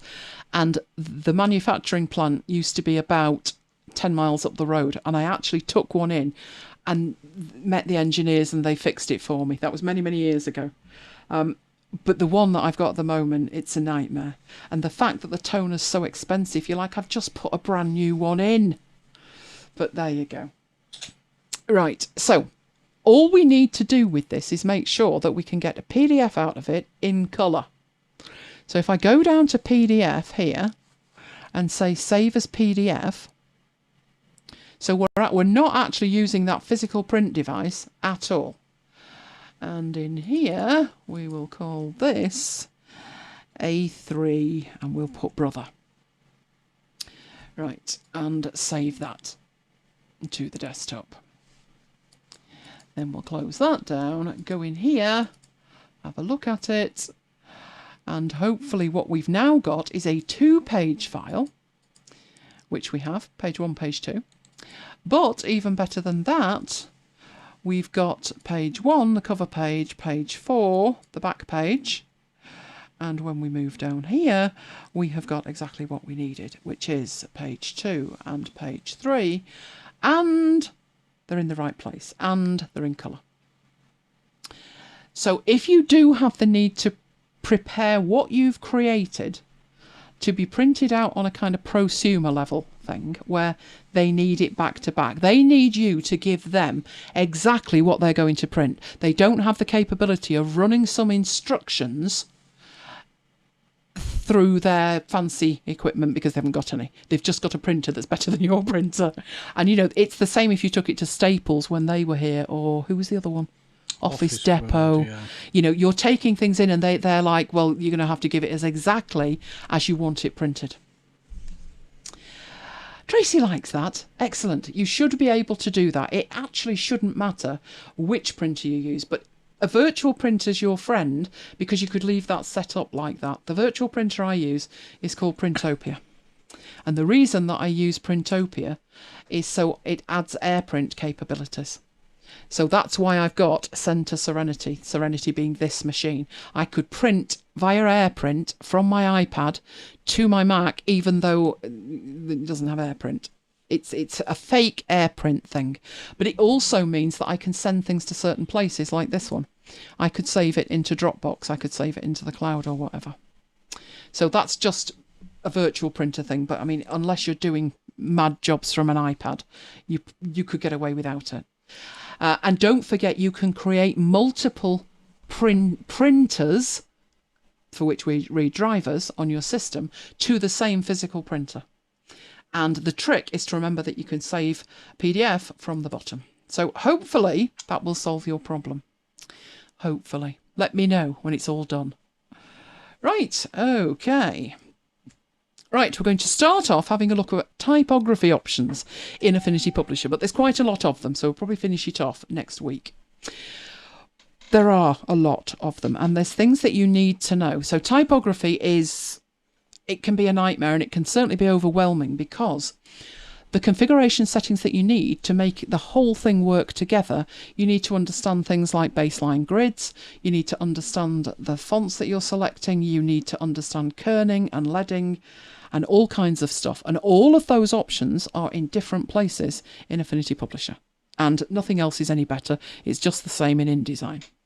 So we've got that. So let's open Publisher again. Renee's got a question. Okay, would you be able to print this double-sided? The brother is capable to print A3 double-sided. Yes, if your printer can print it, yes, you would be able to print it double-sided. So, most domestic printers are A4. If you want an A5 brochure, you're fine. So if you printed that, you printed it double-sided, you would get exactly that. That's what we do here with the newsletter when we print it here for the church. If your printer can do A3, then you are able to do exactly the same, but with A4 sized sheets. So as long as it can do the double-sided, yes, it will work fine. You may need to play around with whether you do it on one side or another, by which I mean it will say, where's the... Oh, is it the fold they call it? It asks you for something. Graham, it'd be nice to actually buy a printer at the moment. Isn't it the long edge or something? That's it, the edge. It will ask you which way you're folding it. So it will either be the long edge or the short edge. So try it one way. If that doesn't work, try it the other and that one will. It just depends on which way you're folding it. And it's trial and error with that. You can't tell by looking at it. So just try it. And do you remember when I did envelopes as well? Mm-hmm. And I used to leave notes on the printer. They were instructions actually sellotaped to the printer of which configuration setting to use, because they're totally not logical. I've got notes in Notion about which way up you do the labels. Yeah. Because it was the opposite at work to here. Yeah. I had labels, I had envelopes, I had A5, and I had card as well. You have to push the card through yourself. That was a manual job, trust me. I'm glad that helped you, Tracy. So can't wait to see the finished thing. Need to see at least a photo of the finished thing, don't I? Right, let's open that up. Where's that gone? This poor machine. It'll be dead by the weekend, I swear to it. Right, let's get that up. Come on, you do want to open, you know you do. Right, let's get rid of that one. Okay, so first off, you've got a lot of theory to understand. So I'm going to start off with something that normally you would leave this till later. You talk about the basics that people understand, like the gap between the letters and all of that kind of stuff. But there's a much better way to work. So let me start off with a baseline grid. Who's heard of a baseline grid? Who uses a baseline grid? What settings do you use? So I'm going to go for a new document. I will go for A4. I will just quickly whip through here. I do want it portrait. I do prefer embedded, but we're not going to use it anyway, so it doesn't matter. I'll put 8 pages on it with a default master. I'm only going to use a couple of these, so it's not a huge issue, but I will make it facing pages. And I've got a margin, but that's a bit on the big side. Okay, so we'll make that 20. And if I had hooked those up, I would only have had to have typed it in once. I do like the bottom a little bit bigger, so I'll unhook it for the bottom one and make 25. Oh, Deb has. I don't particularly need a bleed on this. It's only going to confuse the issue while we're looking at it. So I will leave it set like that. So it's basically 8 pages of A4 per page, which would be obviously A3 if it was printed. Oh, we could do that, couldn't we? And really confuse the print dialog box. No, leave it alone. Right, so let's go into it. Right. And normally that's where you start. And you can be tempted to grab that, which is put the text on it. I did have, didn't I, in here, some text that I could actually put in that, which was... I need to go find it. I need to go and find it again and then put that in. I could use dummy text, but if I do that, I can't actually edit it. So... And hopefully I can get I did this before and I used this site, which was amazing, and I got exactly what I needed, but oh, the format, it was bad. It was bad.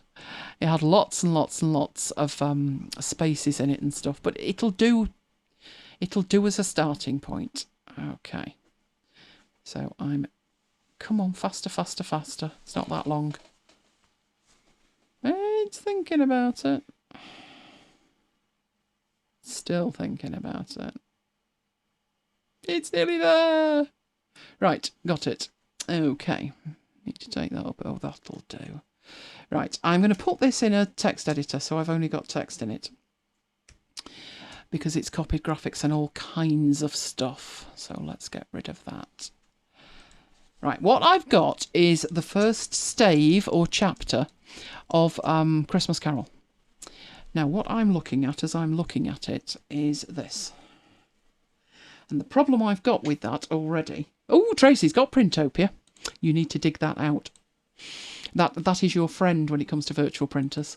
What I need to think about with this is trying to get rid of those these lines here, because you don't want to put in hard returns like that, which are giving you blank lines in your text, because you would not then be able to control the blank lines. But I'm not going to go through and take them all out and start running regex on it to clean it up, because, you know, it's just that. It doesn't need to be much more, does it? Not for me to show you what's going on in here, which is, I'm going to place that in. Right, we do have some text stuff going on with this, obviously, because even though you just saw me take all of those out, there is a gap between the paragraphs. But it's not a return with the paragraphs. And we have a title on there. Right, and if what you're doing in terms of layout is just like that, you could probably get away without ever worrying about a baseline grid. I know it has its own filler text, Renee, but if I was going to use that, it doesn't let you edit it very well. So I want some real text that I can actually play with. Right, so you could start playing around with that. And if you were laying it out like for a book, you want it on Kindle, or you want just a PDF of the book, then you don't really need to worry about a baseline grid. But... I was just thinking that myself, I was thinking Neil. that myself. We were all just thinking that. Is Jonathan still awake? Let us know, Jonathan. How can he let you know if he's not awake? Well, he'll let us know if he is awake, and if we don't hear from him, then I've won. And seeing as though Kim's out of action as well, I'm declaring the victory and putting a point on the board. So if it's very, very basic, that looks not much different than Word. It's when you start doing more highly designed layout issues that you need to start thinking about things like a baseline grid.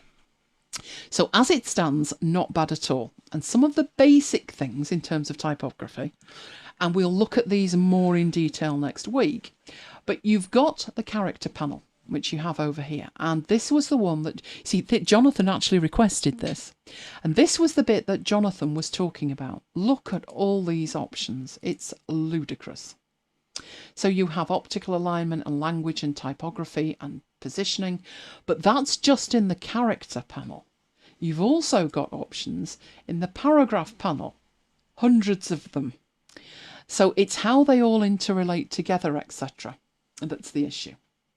So, before we even get that far, because after that you then have styles. And there are, look at all these options in here. Right. But if you're laying out something as simple as this, then something must be telling it what is the distance between these two paragraphs. So something's telling it that. And that will be in your options. So we can see the font is 12. And the gap here is 12.4 between the lines. So that's the gap between two lines like that. And then you've got 12 points after, which is that bit there. So you need to be a bit of a typography detective to go find why it looks the way it looks. That can take time. So I'm going to look at all of those options next week in terms of changing them. But this week we need to work on the principle. What if, because if you were doing that, you could do that in Pages, you could do it in Word and it'd be faster. But if you're in here, there's a reason that you're in here. And that could well be because you want it to be in columns like that maybe. And when you look at this, you then have to start thinking about not just how this particular paragraph looks, or how this paragraph and that paragraph interact, you need to think about the heading style that needs to be on there, and you need to think about how all of the text in this column interacts with all of the text in this column. And you might think, well, it doesn't. You know, it's got nothing to do with it. But here's one that I laid out to show you the difference. So here's what I laid this text out, and I put I mean, it's going to look very similar to this one, which is when it opens up. Here we go. No baseline. There we go. So this was the same text. I just changed the font a bit and made it a little bit easier to read. And the problem that you've got with this is, if we look at the text, I've dragged a guide on here. So I've literally just dragged that down from there. And I've put it underneath that text over there. So that text is up to that line there. It's bang on. And as I scroll across, yeah, that's looking good. Oh dear. The text on the right-hand side is not lining up with the text on the left-hand side. And you might be tempted to think, well, I'll put a bit of spacing in and I'll change the gap between this and I'll do this and I'll do that. But the problem with that is, as you change the text, you're going to need to keep fiddling. So that's not really the way to do it. So that's the problem. Let's have a look what it looks like when it's correct, which is the baseline grid. Where my baseline grid's gone. Let's have a look at it. There's the grid. So I've turned that on. The baseline grid is the blue line. And you can see the huge difference this time is that the text on the left and the text on the right line up to the baseline grid.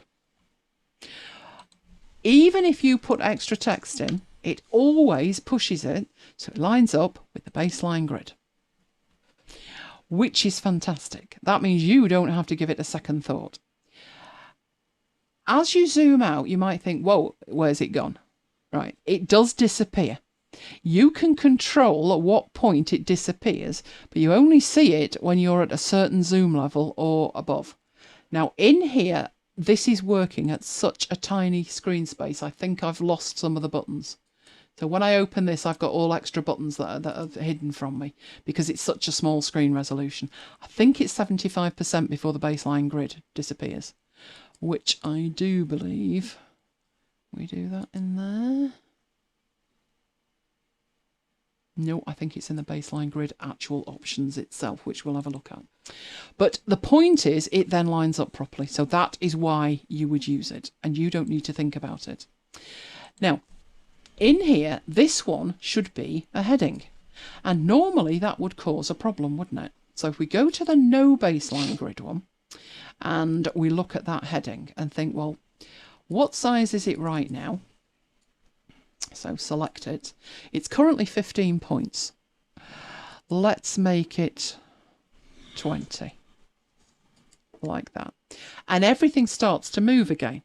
So now if you had put in manual fixes to make sure this lined up, everything's just moved. So if we put another line in there, it's cutting right through the text on the left, on the right hand side. We move down to our other one. That was on the baseline grid, wasn't it? We had that lined up with the bottom of the text, but now we've changed the font size at the top. That's gone out. It's on the top of this line over here, and it's cutting right through the one on the left. And that's the problem with trying to lay things out and fiddle around with all of your typography options before you create the baseline grid. Don't do that. Just create the baseline grid. So if I go in here and do exactly the same, so I'm taking my heading and I'm going to make that much bigger. So it was, let's have it that big. All right. It is still between the lines. All of this text is still bang on the line. All of this text is bang on the baseline grid. There are no lines going through any of it, and you don't need to do a thing. So the baseline grid is absolutely your friend, and it's a starting point. That's why I've started with it rather than, although it was, can you show me everything about typography? I can do that, but that won't help if you've not started from a strong starting point of having a baseline grid and everything working with it. So let's go back to this document that had nothing at all in the way of a baseline grid. I can turn it on by going to view the baseline grid. But you can see there's nothing actually there yet. Even if I zoom out, there isn't, or zoom in, there isn't. So I need to go into here, and you have managers for certain things in Affinity Publisher. You have the snapping manager, the guides manager, the grids and axis, and you have a baseline grid manager. So when you go into the baseline grid, the reason that we're not seeing anything is that there is not a tick in the box. When there is a tick in the box, we're good to go. It creates a baseline grid automatically. And you get to configure quite a bit about it. So it wants a starting position. So if we look up here, the starting position, as I go in and do this, you can see it's moving that down the page. What's the starting position you want? What's the gap you want at the top, basically? So let's set that back to what it was, which was 0. Then you need to say whether you want it to the top of the spread, the top of the page, or the top of the margin. I'm going to leave it at the top of the spread. And then you need a spacing on it. Now, what should you put as the spacing? So if you've ever used a baseline grid, tell me what's your preferred setting and why. You may be tempted to think, well, logically, I need that to be like the font. But if you look what happens when you change this, you're not changing the font, you're changing the spacing on the font. And as you move it, you're making that much, much bigger. So if you wanted it like a child's storybook with lots of... Yeah, I liked books that look like that, you know. I don't like closely typed text in Times New Roman 3-point font, which are most of the books I read. Reminds me of my school exercise books. Yes, with huge lines. Yeah. So you can have whatever grid you like. And the thing is, the beauty of having the grid is if you look at it and you think that's far too wide, you don't have to fiddle with the paragraph and the character styles and the typography. Just come in here and change the grid fractionally. So what should it be? Well, it's actually a good idea if you think about your typography as a whole. What size would you like this to be? So in here, your body text, what size do you want that to be? And what size do you want your headings to be? Because what you don't want to have to happen is they don't quite match, or changing one pushes the other one out of the way. A good way to work is in multiples of 8. Because 4 goes into 8, and 8 goes into 8, and 16, and 24. Multiples of 8 are your friend. You'll find as well that it is still called a baseline grid, but it's a fractionally different thing in web design. And they like to work to 8, because 8's a lovely number. So working with 8 is a lovely number. Now, I'm not saying that you want to set your grid spacing to 8, because that then doesn't look good. It is still lined up to the grid, but it's very tiny and it doesn't look great. But it's still to a base of 8, even if you set it to 16. And that looks much better. If you want more of a gap, then take it up. 24 being another multiple of 8. So I tend to work in 8s. It makes everything else much easier. I don't think there's any need particularly to take it that far with this one, so leave it at 16. Right, then you've got a colour for the actual grid itself. You will only see this grid at 75%. So there is a tick in show baseline grids, which turns it on. But it has a display threshold. So as I take it out, once we're below 75%, we don't see it, because it would be difficult to read it. But you can change that if you want. So if you wanted it at 10%, you start zooming. The problem is that's difficult to read. So the default is 75%. The other thing that will affect you viewing it is I actually find that a little bit over the top. It's this blue colour and it's solid. I actually think it would probably be better in a grey colour. So just change it to grey. Or if you want to keep it as blue, you could take it back like this and dim it out a little bit so it looks like very faint lines, much fainter than before. What if the baseline is smaller than the font? Then the font will stretch over multiple lines. Oh, Neil's had a death notice from Google.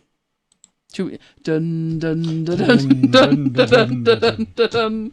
Oh no, tour creator. Must admit, never use that. Google's going crazy at the moment, and yet they're bringing out services that they're charging for. So what can you do, Neil? So, Renee, it would go over 2 lines, which is what would happen up here if we have a look at this. So the reason that that heading is on this grid line here and not this one there, so let's do that. It's not on that line, it's on this line, is because there wouldn't be enough space for it. But we wanted to change that one anyway, didn't we? So we've finished with our baseline grid. We've created it all. It's gone into there. If we now change that to 24-point font, you can see now it's put it on the same line. This one has gone over the line above, but it's still on the line. So it doesn't matter. It will just take up what space it needs, but it will always put it. It would not put the word ghost on that line there because it wouldn't have enough room. It would be too close. So it puts it on the next one down. So hopefully that will make some sense to you. So that is the first thing you need to think about before you think about the font size and all the rest of it. So the baseline grid. So homework this week, go and create a baseline grid. And you will love the fact it just looks much better. If you look at the one with no baseline, there, looks like that. It isn't that you look at it and think, oh, that's terrible. But there's just something not quite right. Whereas when you look at that one, everything just lines up. It's subtle, but some people will notice, particularly in brochures and things like that. So first job this week, go create a baseline grid. See what works for the documents that you're working in. Once we've got all of that configured, next week I'm going to go work through all of the paragraph options, all of the character options, and start adding things to it, which will work with the grid. Now, just one more thing about the baseline grid. Do we have a baseline grid in this one? We do. The other thing to think about is if you're putting images in, use the baseline grid. It's not just for text. So if I have this placeholder here, work it so it snaps to the baseline grid. In fact, we couldn't we? Oh, I've probably got that open somewhere. But I am working on a very, very tiny screen. Oh, I don't. There we go. Stock.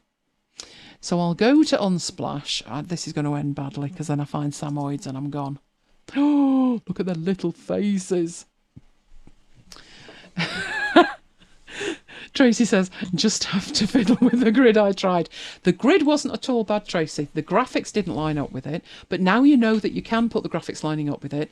And it's there to assist rather than like, oh, there's this overarching grid and I don't know what to do with it.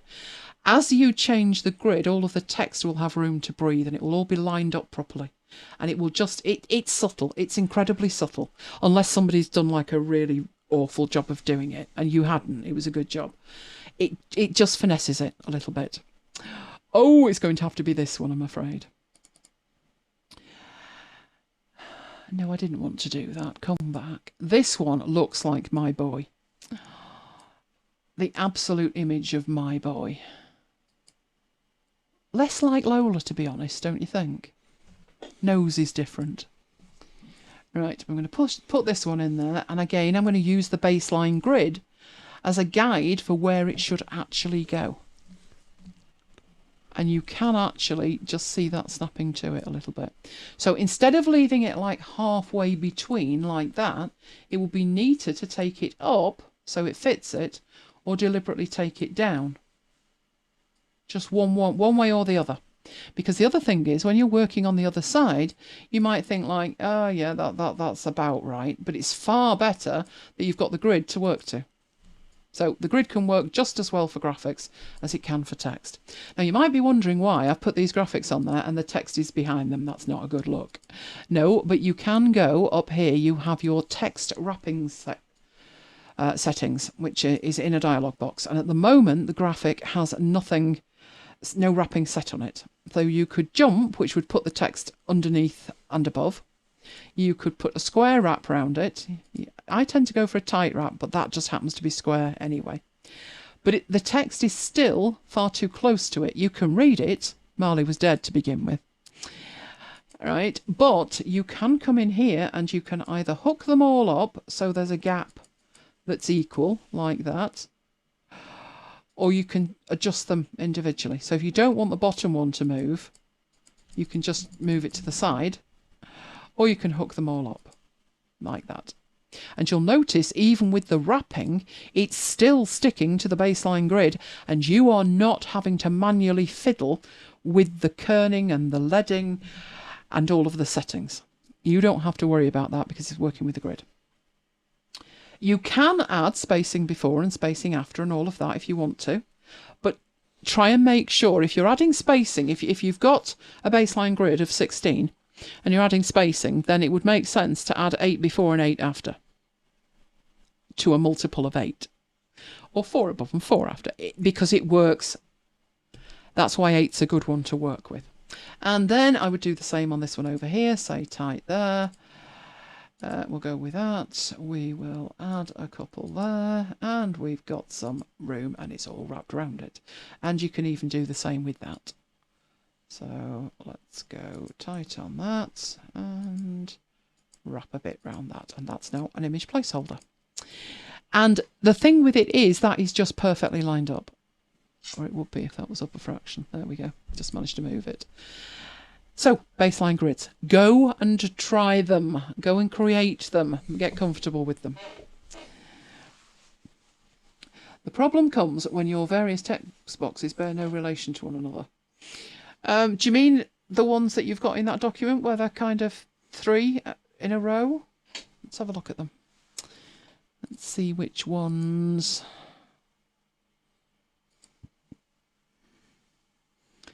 Right, let's view the grid. Where are we going? Oh, it's turned on. Need to zoom in. Right, there we go. So I mean these here, like these blocks, they are actually lining up perfectly with that. Let's have a look. Yep, they're okay. What I would say with this block that you've got here, maybe take that up so it's on the grid, and then this one, because the gap that you've got between these two is probably, let's zoom in. Let's zoom in. That gap that you've got is probably there, very similar to that. But you've not got the benefit of knowing that. So just work to the grid. And if we take that down, don't know exactly how you formatted this, but if we take that down, will that work? Will it move? Yes, it will. So it will line that up and move it down. Now, I know there's nothing between the two of them.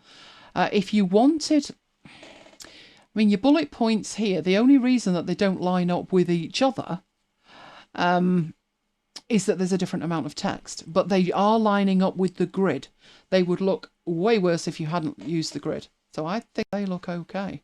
The graphics, again, the graphics aren't lined up to the grid. They're not far off, but to get an exact distance between these two, it would be better to line it up with the grid. But you've done a good job. These are all lined up, not necessarily to the grid again, and the text isn't lined up to the grid. But you're almost there. You are almost there. I'm glad you're enjoying it, Renee. Peter does a magazine that has different sized text boxes that are rarely lined up. Well, it's the guide, the baseline grid would give you something to work to, rather than try and move everything manually. That's the thing with it. That's what it's there for. So if you change the text size, well, you don't need to change the text size half as much because you're working with this grid, and when you change the grid, the text moves with the grid. So as you make changes to the text, it will move for you. That's why I couldn't make my mind up whether to start with the grid or finish with the grid, but I think it's probably better to start with the grid and at least understand what it's actually there for. because otherwise, to try and lay the text out, do you know, I wish we had this in the church newsletter, because nothing lines up with anything in the church newsletter. It's a nightmare to try and work with. It's like, there's 4 words that are extra. I'll just make the box bigger. And then there's another thing at the beginning, which is like a reflection for the week. And this week, I'm like, that's not fitting in there. I ended up changing it to 9-point font. So we'll have complaints next week from the Beetle Drive Brigade. I couldn't read that. But what else can I do? So hopefully that made a lot of sense to you. And hopefully, are you going to give it another go, Tracy? Are you going to move things around a bit? Or are you going to leave it as it is? Because now you can print it. And you can fish out your software and try that as well. Peter's is a church magazine from lots of different contributors. Oh, that way madness lies, Peter. I've got one contributor to the church thing who sends it in, and there's spaces all over it. And I mean like 9 between certain letters, because they've tried to line it up and they want that text on the next line. So instead of using shift and enter, they put a million spaces in, and then they add some more text, and then that moves down, and then I've got 9 spaces in the middle of it. And I've got another one who swears me blind that you should always have 2 spaces after a full stop. Don't get me going on that one.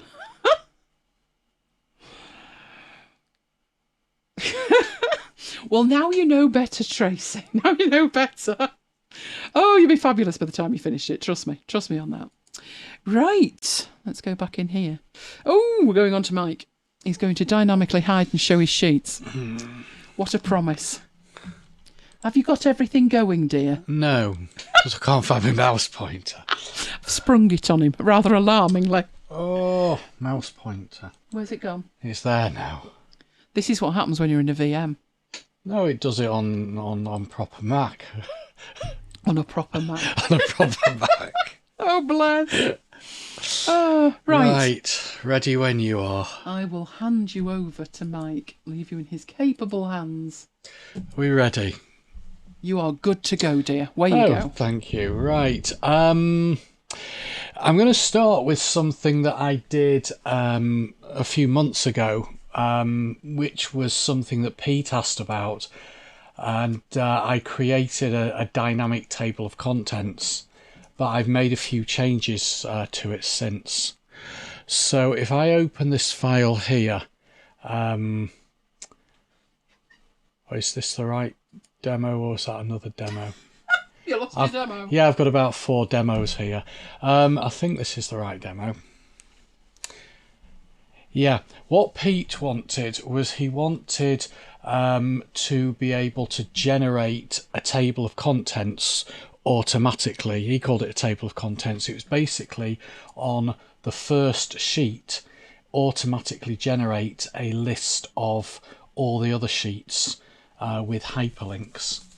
So what I've done is I've already created the VBA code. I thought there's no point me just sitting here typing the code in and you watching me typing code. So rather than a show and tell, it's going to be an already done and tell. So I'm going to take you through the code that I've done. But what I've got here, if I actually just go through to the Visual Basic editor, is I've got a couple of macros. One is called unhide sheets and the other is called hide sheets. So the unhide sheets one, that will go through each worksheet in this file and make sure that it's not hidden. I know you can go through each one individually, right click on hide, right click on hide, right click on hide, but this is going to automate it. So it's just a standard macro. We have done VBA before, so those of you who are familiar with it, it's creating a variable, which I've called VWorksheet, and it's creating that variable to represent a worksheet. So normally when you create a variable, you represent the variable to be a string or a number or a date, but there also exists in VBA object variables. So that's creating a variable to represent a worksheet. And then we have a loop. And what that loop does is it goes through each worksheet in the worksheets collection. The worksheets collection is basically all the worksheets in this file. And it sets the visible property of the worksheet to true and then repeats the process for the next one. So if I go and run that by going to developer macros unhide sheet run, you can now see that what we have in this sheet is TOC, table of contents, and I've just created 6 sheets and called them area A, B, C, D, E, F. That could have been anything though. I'm just thinking about some of the spreadsheets that I create, some of the spreadsheets that people at work create, probably some of the spreadsheets that you guys create, where you can have different months along the bottom, so 1 sheet per month or 1 sheet per location, per site, whatever it is. So that can be run at any point just to unhide all the worksheets. Another macro I've got is a macro that hides the worksheets. And again, what that one does is it creates a variable to represent a worksheet, and then it loops through all the worksheets. And if the table of contents worksheet, so if the worksheet called TOC, I'll just go through that code again. If what it's doing is it's starting from the beginning, so if it's on the worksheet called TOC, then it makes that worksheet visible. Now, even if it is visible already, it doesn't complain and say, hey, I'm already visible. It just performs that line of code. So it sets the visible property to true, even if it already is true. Otherwise, it sets it to false. And although we've actually got a line of code here that says if we're in the worksheet called TOC, then set the visible property to true, I've reiterated it there. I had to do that. There was some reason why it was doing something weird, so I ended up writing this extra code which theoretically shouldn't be needed, but I took a leaf out of Elaine's book and did a dirty hack. Plenty of dirty hacks. You know, once upon a time I used to get anal about my VBA code and think, oh god, what if somebody looks at my code? But no, now I'm a dirty hack. I'm part of the dirty hack brigade. You've got to get the job done. And I'll show you another example shortly of where I did a dirty hack today, actually. Now, what I want to do in this example is I want to hide all the worksheets at the beginning. Because this is actually the example that I was originally going to do. As I said, I got confused with my examples. This is the one where I'm going to dynamically unhide the worksheets based on clicking on a link here. So I want to start off with all the worksheets hidden. This was actually based on a true question that I had a couple of weeks ago at work, where they wanted to start off with all the worksheets hidden apart from the one called TOC or start page, they called it. So what I've got is I've got this macro here. If I go and run that macro, hide sheets, what it's done is it's looped through all the worksheets and it's marked all the worksheets as being hidden. You can't actually hide the TOC sheet because you've always got to have one sheet visible. So I think that's why I added that little hack at the end. But now if I click on any of these, you'll notice if I just hover over those hyperlinks, what it's doing is it's pointing to this file, which is on my desktop, and it's pointing to A1 on the sheet whose name matches the contents of that cell. So A1 on area A, A1 on area D, etc. And what the requirement was to be able to click on a hyperlink in a cell and it unhides that worksheet. So click on area A, it unhides that worksheet. So basically they wanted to start with all the sheets hidden apart from the start page, and then they wanted to be able to click on a link and it takes them to that sheet and unhides it. What they didn't ask me to do, and I've not done that here, is to then rehide the sheet. You can rehide all the sheets, as I said, through that macro.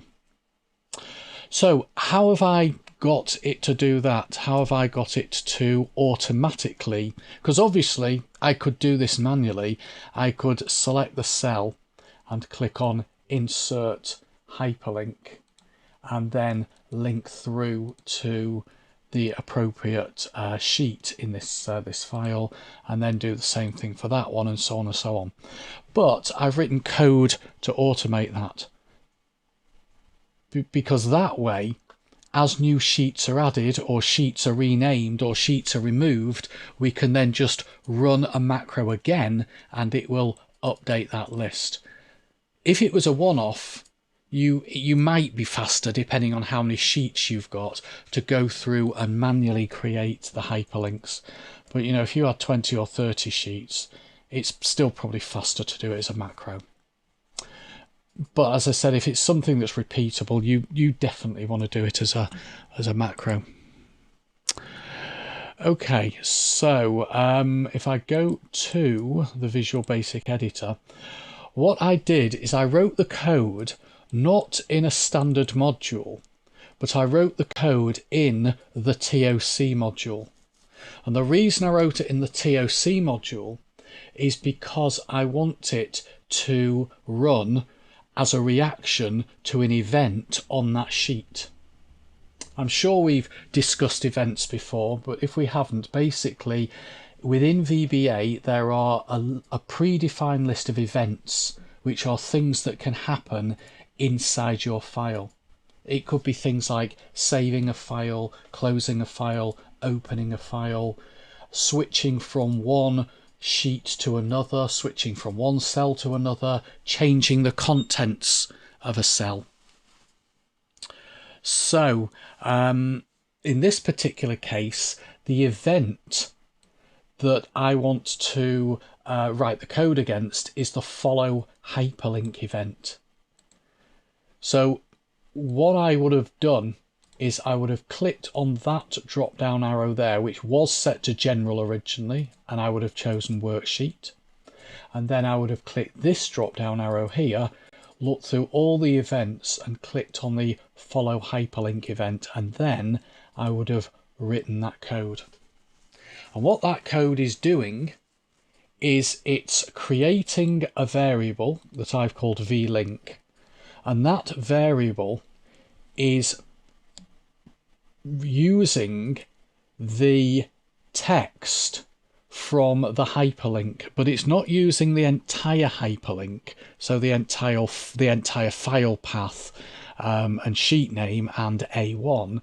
It's actually using the left hand part of not the whole hyperlink, it's using the sub address property of the first hyperlink in that cell.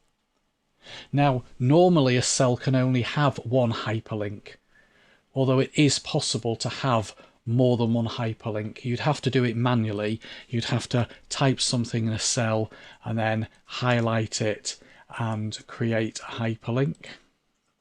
That's actually greyed out, but I can do the keyboard shortcut for it, not that one that I just tried.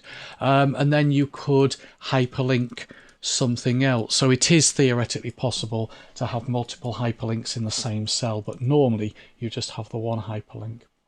But if I go back to the code, oops, wrong option there, developer Visual Basic, what it's doing is it's picking up the subaddress property of the hyperlink. The subaddress is basically the last bit, which in this case is the location, so the file name and the sheet name and the cell reference. but it's not taking the entire subaddress.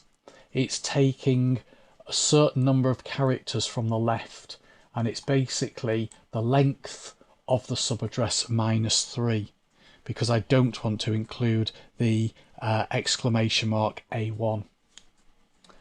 So that's what that line of code is doing. It's capturing basically the sheet name. And then if the sheet is visible, if the sheet is not visible, then set the sheet to be visible and then go to the sheet. So that's how I did that particular request. And as you can see, oops, reference not valid. Why is that? You broken your toy? I've broken my toy. It worked in rehearsals. Always works in rehearsals. I know. There we go. That's working. Right, now the other thing I wanted to show you was how we actually got all of those hyperlinks in there in the first place. And for that, I'm going to start a new file, because this isn't now an extension of something that I did for Pete, which I did cover in After Hours. So I've made a few changes, so I thought it would be worth showing you. And this one, I've got the code written in Notepad. And what this is doing, this is a standard macro where it's going to create a variable to represent a worksheet, and then it's going to create another variable to represent a string. And that string is then going to be used as the name of the table of contents sheet. So instead of forcing it to be called TOC or start page or whatever you want to call it, I'm going to give the user the opportunity to choose what they want to use for the name. Then it's going to add a new sheet at the beginning of the file, and the name of that sheet is going to be based on what the user chooses. Then we'll go to that sheet and we'll go to A1. And then it's going to go through each sheet and it's going to set the name of the worksheet to be the contents of the cell in column A. Now the reason that I've got that in Notepad is because what I actually want to do is copy it and paste it into the personal macro file. The reason I want to paste it into the personal macro file is because I want to make that macro available on any file. So it doesn't matter whether your worksheets are called sheet 1 to 7 or area A to area Z or January to December. I want it to go through the sheets, take the sheet names, list them down column A and create hyperlinks to A1 on each sheet, and that's what that macro does. But I want to make this a kind of globally available macro, and that's where the personal macro workbook comes in. Now the easiest way to put a macro in the personal macro workbook is to go to Developer, Record Macro, stick the macro in the personal macro workbook, click OK, and then stop recording without actually recording anything.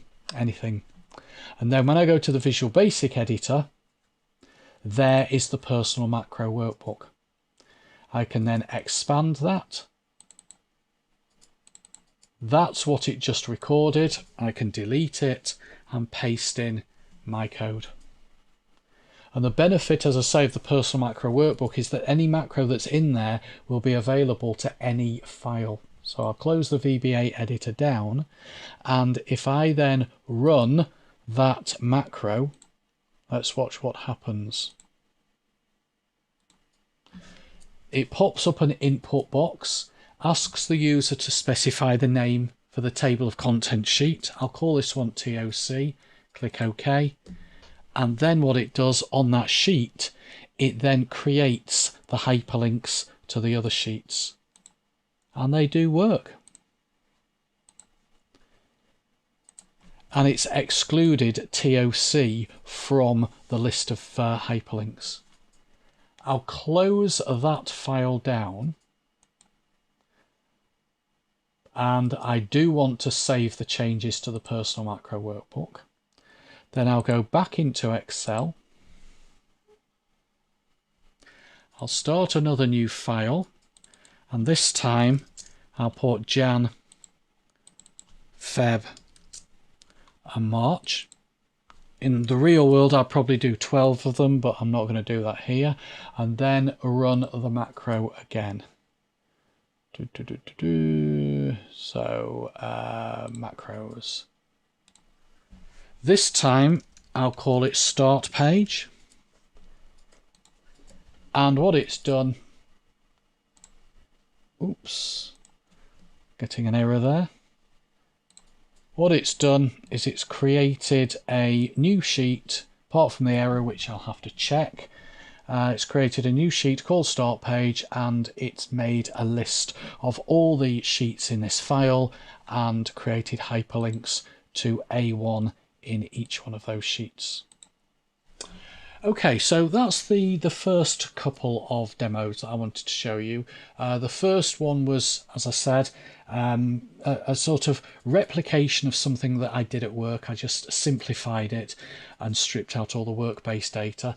And then the second one was an improvement over what I did a few months ago for Pete. Now, I was going to leave it there, but a couple of things happened today at work, and the young lad who I created some VBA code for got very, very excited. Really? Yeah. He was like, oh my god, I didn't know Excel could do that. Oh my god, that is absolutely brilliant, mate. What do they teach them at school these days? Yeah. So yeah, what I've done is I've basically replicated what I did with him. So I just thought it's worth showing you, not to go into any great detail, but just to, you know, show you a couple of things that you can do with VBA. Because, you know, sometimes people say to me, well, what can you do with VBA? And I know all about loops, and I know all about ifs. Do you know what happens when people say that to him? Oh, Mike, what can you do with VBA? Mike says, hold my beer. And he's a while then, aren't you? Yes. Yeah, I even said to this lad this morning, I said, do you know what VBA is? And he said, well, sort of. I said, well, I explained, I said, well, you've got the macro recorder, which is like pretty limited. I said, VBA can do, you know, pretty much anything. But the thing he wanted to do was he had created a set of cells. Well, he hadn't created a set of cells. He had taken a set of cells and he had added data validation to them so that they have the little drop down arrow. And the idea is that you select an item from a list, and that list is defined over here. I'm sure that's something you've seen before. But what he wanted to do was be able to select more than one item from that list in the same cell. And luckily, I had done that before. So after about 5 minutes of searching for the file that I'd used for somebody else, I then took the code and used it in his file. But basically the idea is that you click the drop down arrow against a cell, but instead of replacing what's in there, it adds to it. So it sticks a comma and it adds to it. So in this example, we've got a list of training courses, and these are the languages that we offer those courses in. You might be tempted to just have separate columns, so English, German, Spanish, French, and just put a yes or no. Or if you were doing it in numbers, you could use a tick box. But he wanted it so you could actually have multiple items in there. And if you're interested in the code, there is the code that I wrote. As I said, I'd already written virtually the same code for somebody else.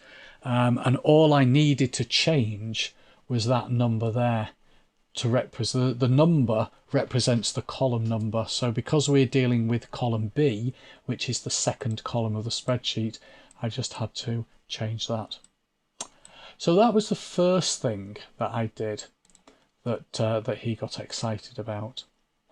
The second thing he wanted, and again I've used my own example data, was that he wanted to automatically fill in the date based on when anything on that row in columns A to D was changed. So, or entered from scratch. So if I went into here and I changed that to say in progress, it's filled in the date in that cell there. If I went and put some comments in, it's filled in the date there. So to show you the code for that, switch to the VBA editor, and the code for that is written in the actual action sheet, because that code is running when any cell is changed.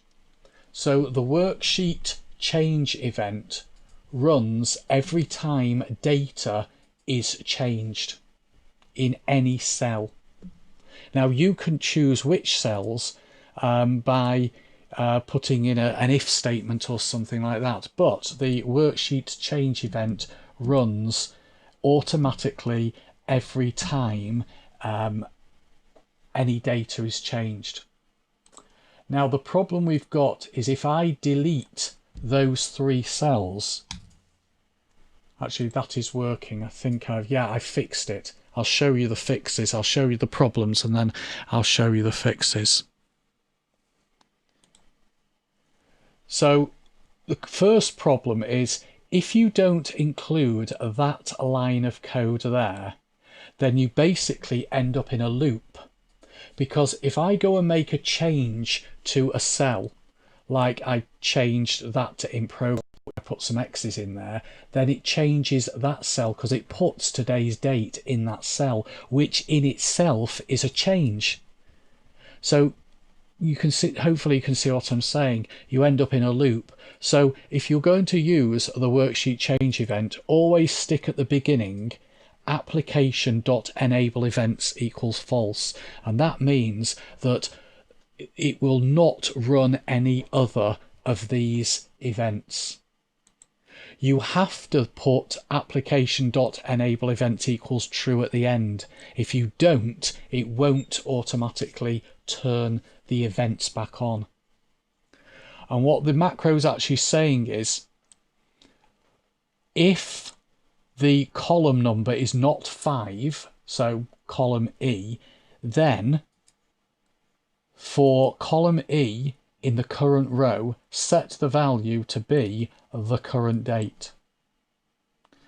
Without having this if statement, so I'll just comment that out, then what I was finding was if I typed some data in, it would put the date in, and then if I tried to delete the date, I'm pressing the delete key now, what it was doing is it was then treating that as a change and putting the date back in. So that's how I got around that problem. The other problem that I found was that originally, if I typed something in to a cell, it was putting the date on the row below. And the reason that it was putting the date on the row below is under File, Options, Advanced, you've got this option here, after pressing Enter, Move Selection.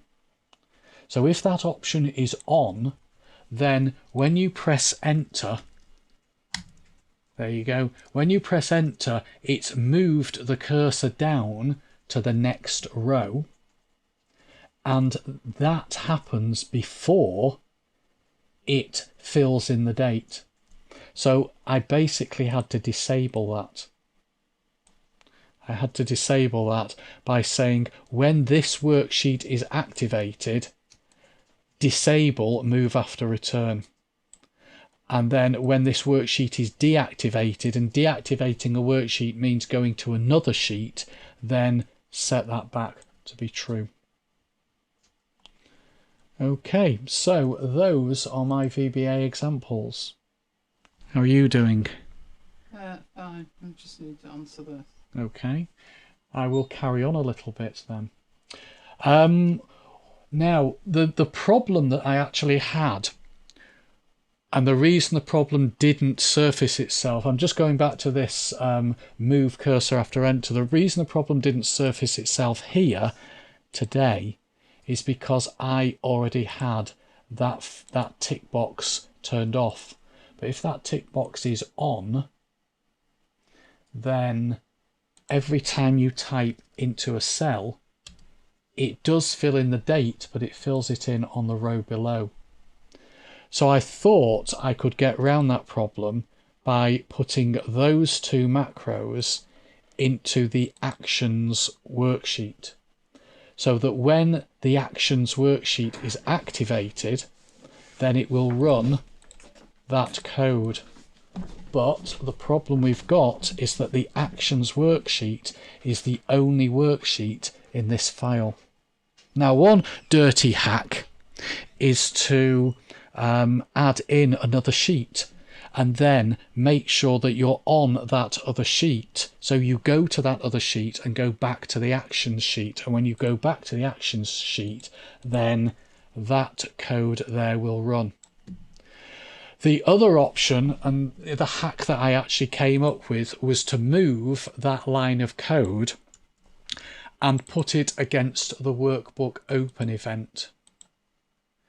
And I know that's a bit hacky, but it worked. And basically what that means is that move after return will be disabled from the point that this file is opened.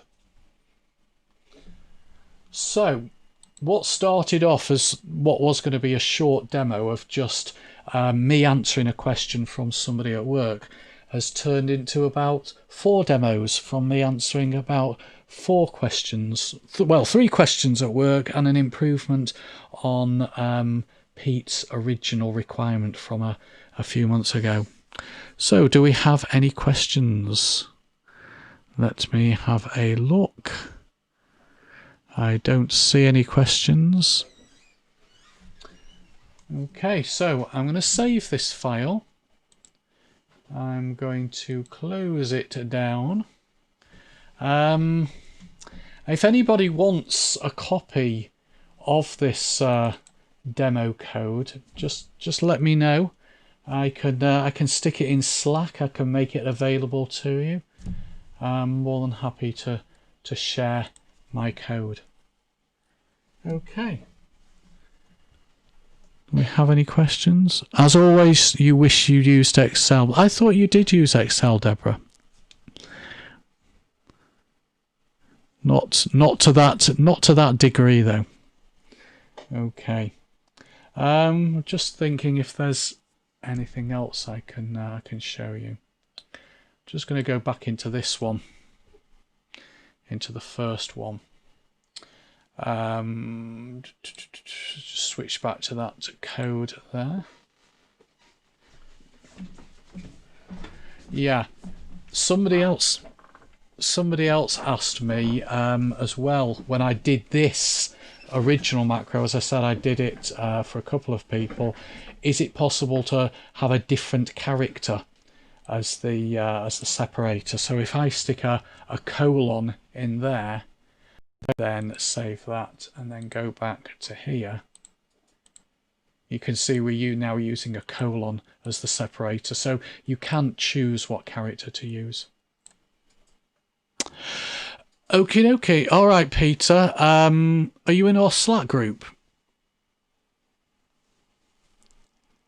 If you're not in our Slack group, drop me an email. Or drop an email to MacBites. Ooh, Pete's doing a move that you would approve of. Me, the crew. It's the crew at macbites.co.uk, isn't it? It is. the crew at macbites.co.uk. Drop an email, Peter, and I'll send you a copy of it. Okay. Right, I'll hand back to you then. Right, I need to click a button.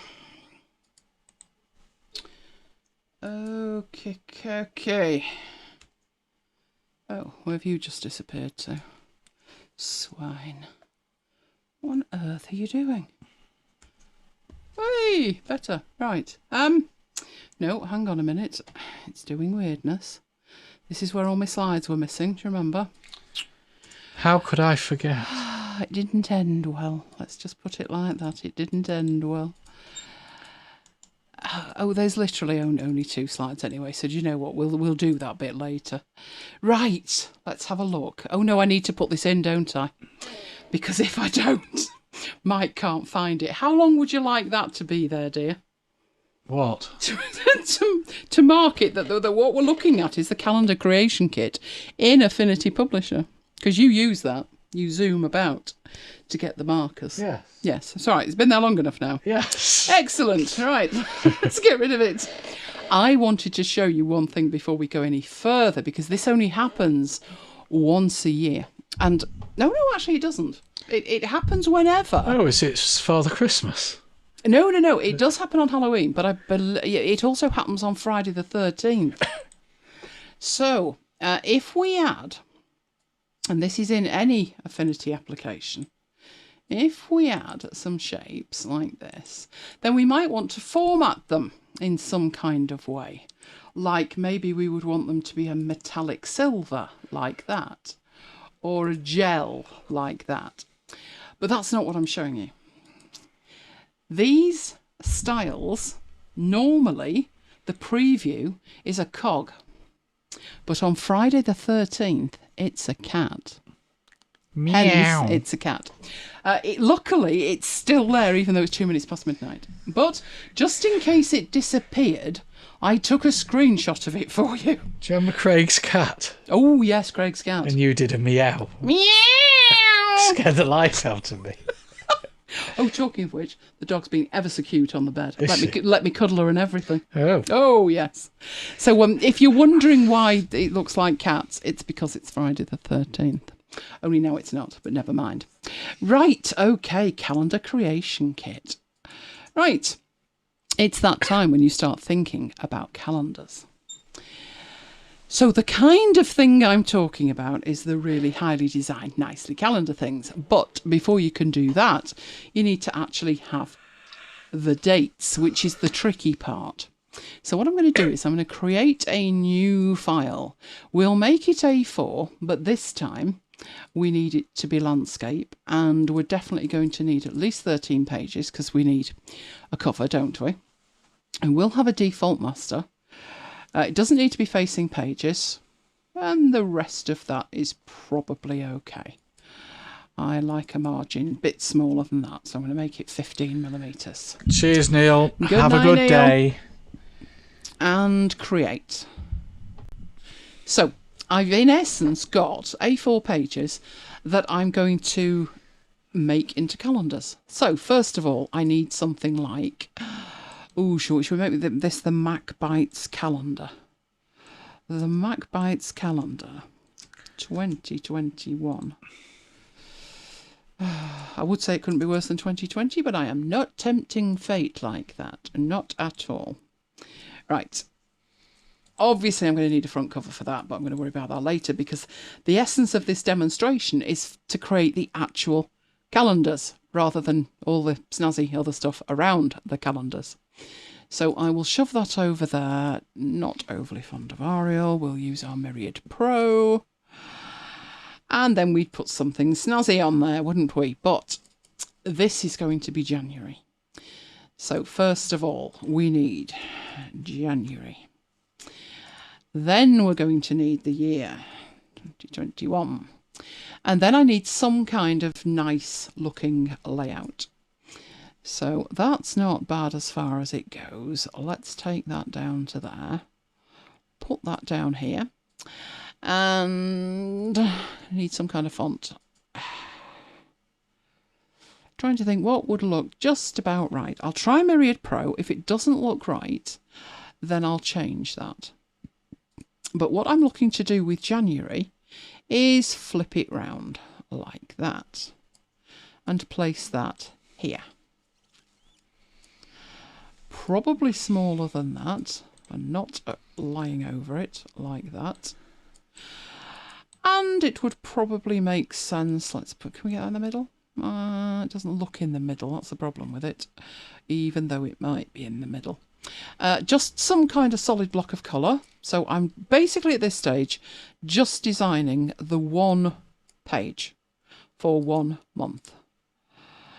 But that's not going to do us any good whatsoever if we can't make the actual month, which is the essence of the demo. Right, should we have it in night? What's a nice colour for January? Freezing. Blue freezing. Right, let's move that to the back behind the text. And this would look far better if it was in white. So we'll switch the text to white.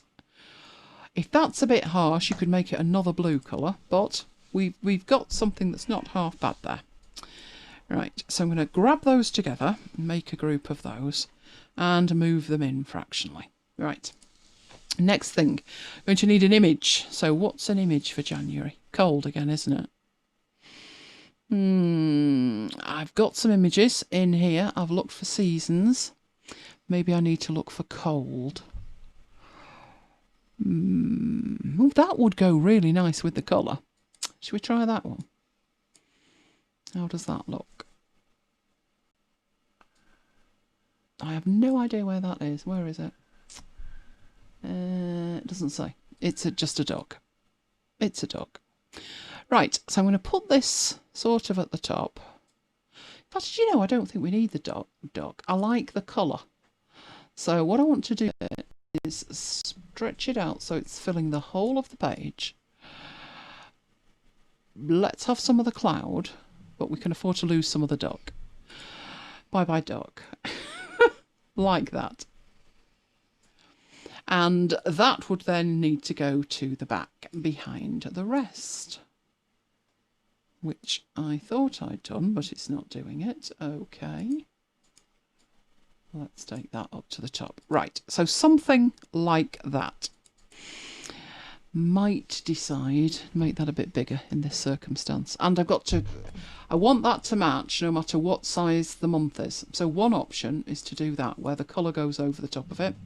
Another thing I could do with it is actually take it over to that side and then it like fills it in. But this area at the bottom need to have January 2021. Now, luckily in Publisher, as opposed to Photo and Designer, you have the opportunity to create a table. And we have looked at tables briefly. Tables, very simple. You can add extra columns and rows. You can delete them. They work really well. So what I'd actually need to do here is to create a table that has got 7 days across it and then however many rows down, which I think is 5, and start formatting it. But if I do that in here and I start formatting it as we go, so we need one less over there, don't we? That doesn't help me for the rest of them. So I'm just going to save that because, yeah, doubtless. Right, calendar 2021. Right, you can make this job really simple by creating a creation kit. So it's a bit like when you've got a particular job to do and you pick up your sonic screwdriver set.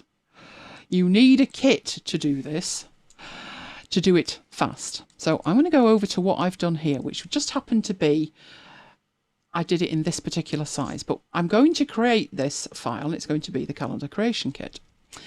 What I have already got is a basic table. And I have in it Monday to Sunday. And I have in it where Monday starts, where the first of the month is on a Monday. And the next one, it's on a Tuesday. And the next one, it's Wednesday and then Thursday. And guess what? Friday and Saturday. This one is going to be Sunday. And I've left this one because I want to show you just how quickly you can actually do this. So I'm clicking in to the Sunday, and that's the first of the month. So 1, tab, 2, tab, 3, tab, 4, tab, 5. Very, very quick. It doesn't take you that long. That doesn't mean that you want to do it every time you do it. You don't. Need to go back 14, 15, 16, 17, 18, 19 and 20. Somebody should be checking how long this is taking me. 9. Now, at that point, I need to go back to the top for 30 and 31. Right, it is that fast. But you don't want to do that every single time. So how I've done these is, irrespective of how many days there are in the month that you want, each one of these has 31. And you just delete what you don't need. Now, January 2021 does have 31 days, doesn't it? What day does it start? It starts on a Friday, doesn't it? I do believe it's a Friday because I do believe there is an after hours. You heard it here first. So what I would do with this is copy it and then start working with it. But just to show you from scratch, I just filled that in. But if you were doing it, you would need to be aware of this. So it's 1, 2, it's 6 columns and 7, no, it's 6 rows and 7 columns, which is what I've got now. Now, obviously, you've got borders on it and it's too tiny, but you can stretch this out just like any other object. So that just happens to be the right height at that point.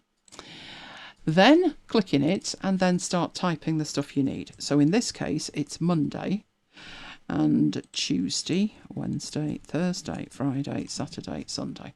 But obviously you can see by that it's not aligned correctly.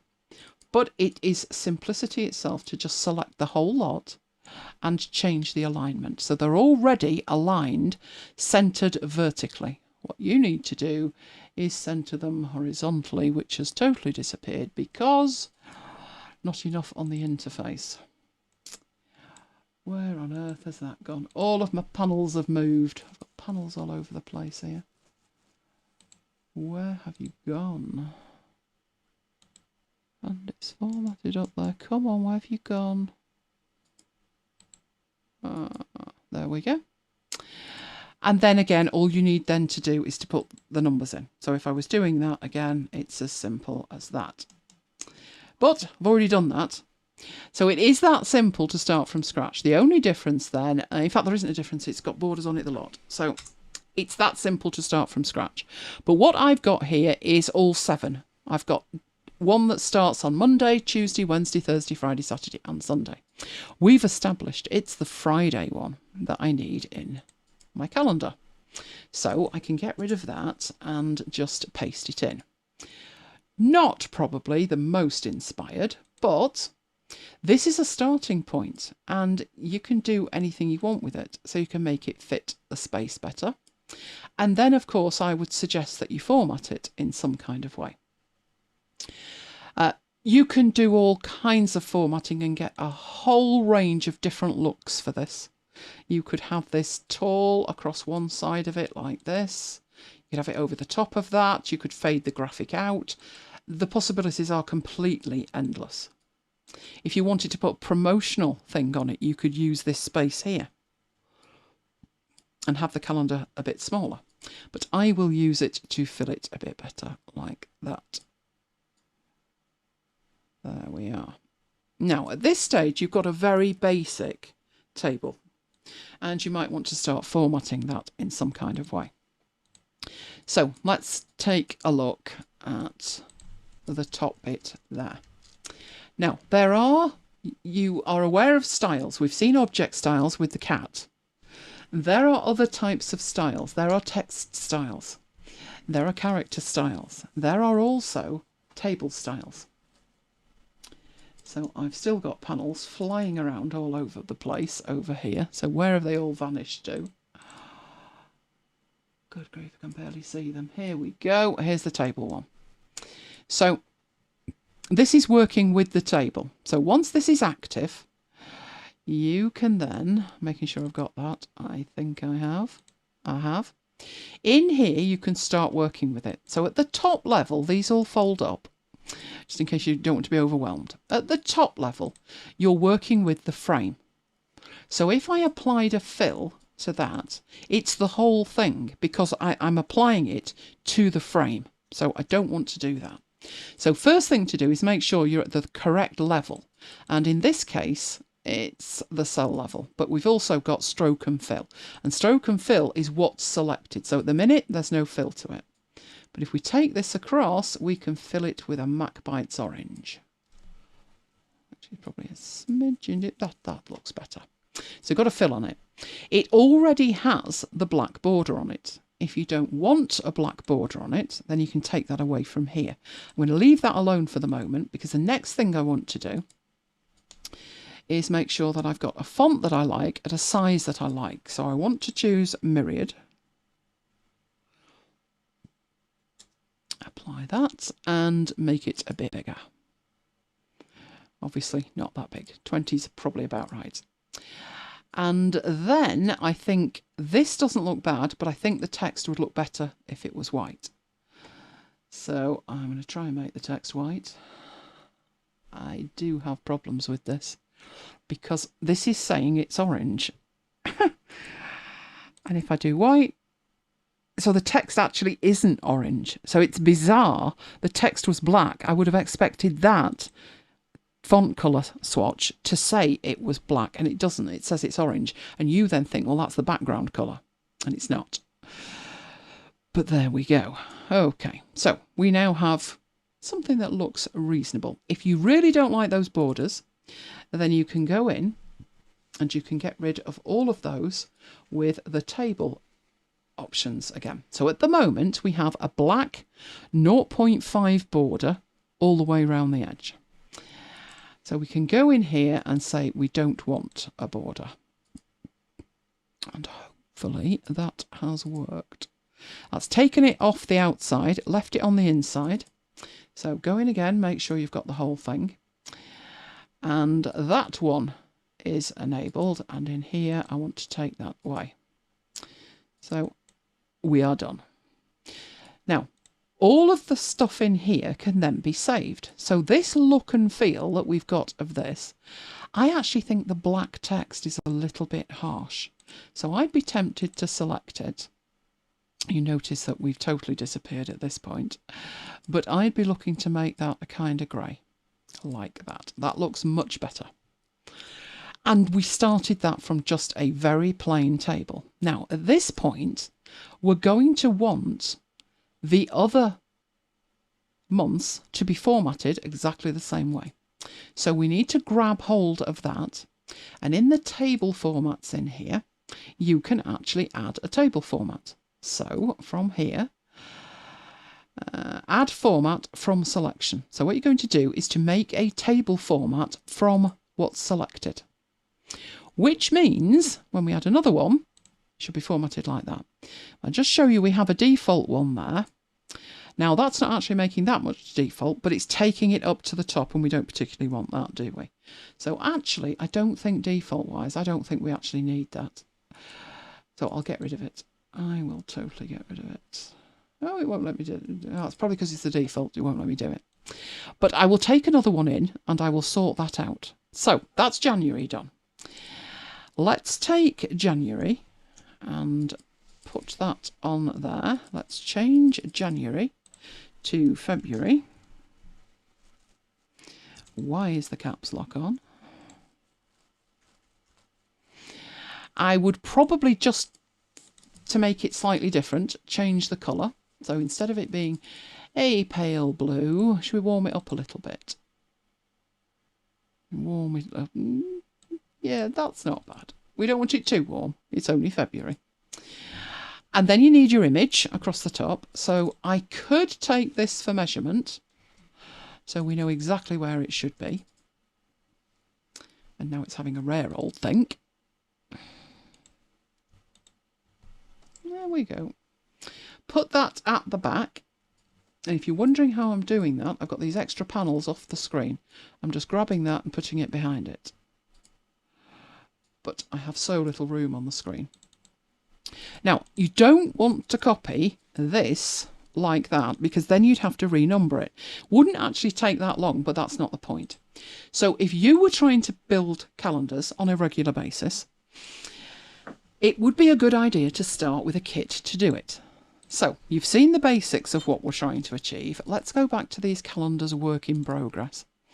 And we have all of these calendars, the Monday, Tuesday, etc. The best thing you could do with that, why is nobody screaming at me in the chat, Mike, what I should be doing with it? But what you can do with it is we have this thing called the assets panel, if you remember. And we have in here at the moment some MacBites assets. That's all we've got in here. In fact, I do believe Publisher ships with no assets. Designer ships with quite a few. Publisher doesn't ship with any. So what I'm going to do in here is to create a new category. And the category bit is at the top here, so it's called assets. But what I want this to be called, so rename category, is the calendar creation kit. Now, within that, you then have these sections. So this one says assets. I can rename that if I want. It depends on if you've got different categories of assets in there. And actually, I think I'm going to have. So if I change that one to headings, then I can add another one in and create a subcategory in there. And I can rename that one to months. Now, you may decide you want a weekly calendar where you've got the numbers across the top. So, good idea to have it called months. And then all you need to do is right-click in here. In fact, it might be easy if we did that way. Select it, and in there, say Add from Selection. And that has actually added it. It's got no fill in it, which is why, although there is a thumbnail there, you can barely see it. It's got no fill in it. That's why. And it's very helpfully called a hideous name while we're at it. So I'm going to rename that and just put Monday on it. You could put Monday start, but you don't really need to. Right, Tuesday. Let's add Tuesday. Add from selection. Another one, add from selection. So once you've made these once, you never have to make them again. Just make sure they're absolutely spot on before you do, though. Right, let's go down and get the next one. So add from selection. There's the Saturday one, add from selection. There's the Sunday one, add from selection. And then go in and rename them all. So this one would be a Tuesday start. Rename Wednesday and so forth. I will rename them because otherwise it's going to get tricky using them. But the thing is, when I say you'll never have to do this again, I really mean that. It doesn't matter what kind of calendar you're creating, what you want that calendar to look like. It doesn't matter. You will start from this every single time because it's a kit and it's going to have styles with it as well. So Sunday. So we're done. So we can now switch back to the calendar. We've got this one for the scale. So let's go on to February and put it in for scale. And what I'm going to do with that is lock it because I want to take the Tuesday one and add that in. And you can see the formatting is a million miles from what we want. But scale-wise, I can get it on there and scale it out so it matches that one. Now the text won't match because we styled that, but the rest of it will. So let's put that there like that. And then I can go in and delete the one behind it. And that is the Tuesday start. Now I don't actually know what day does it start with in February. So we've got the idea, that's what we need. What day does it start with in February? Look at his little face. He's struggling, aren't you? I'm going to busy, Cal. Good night, Deborah.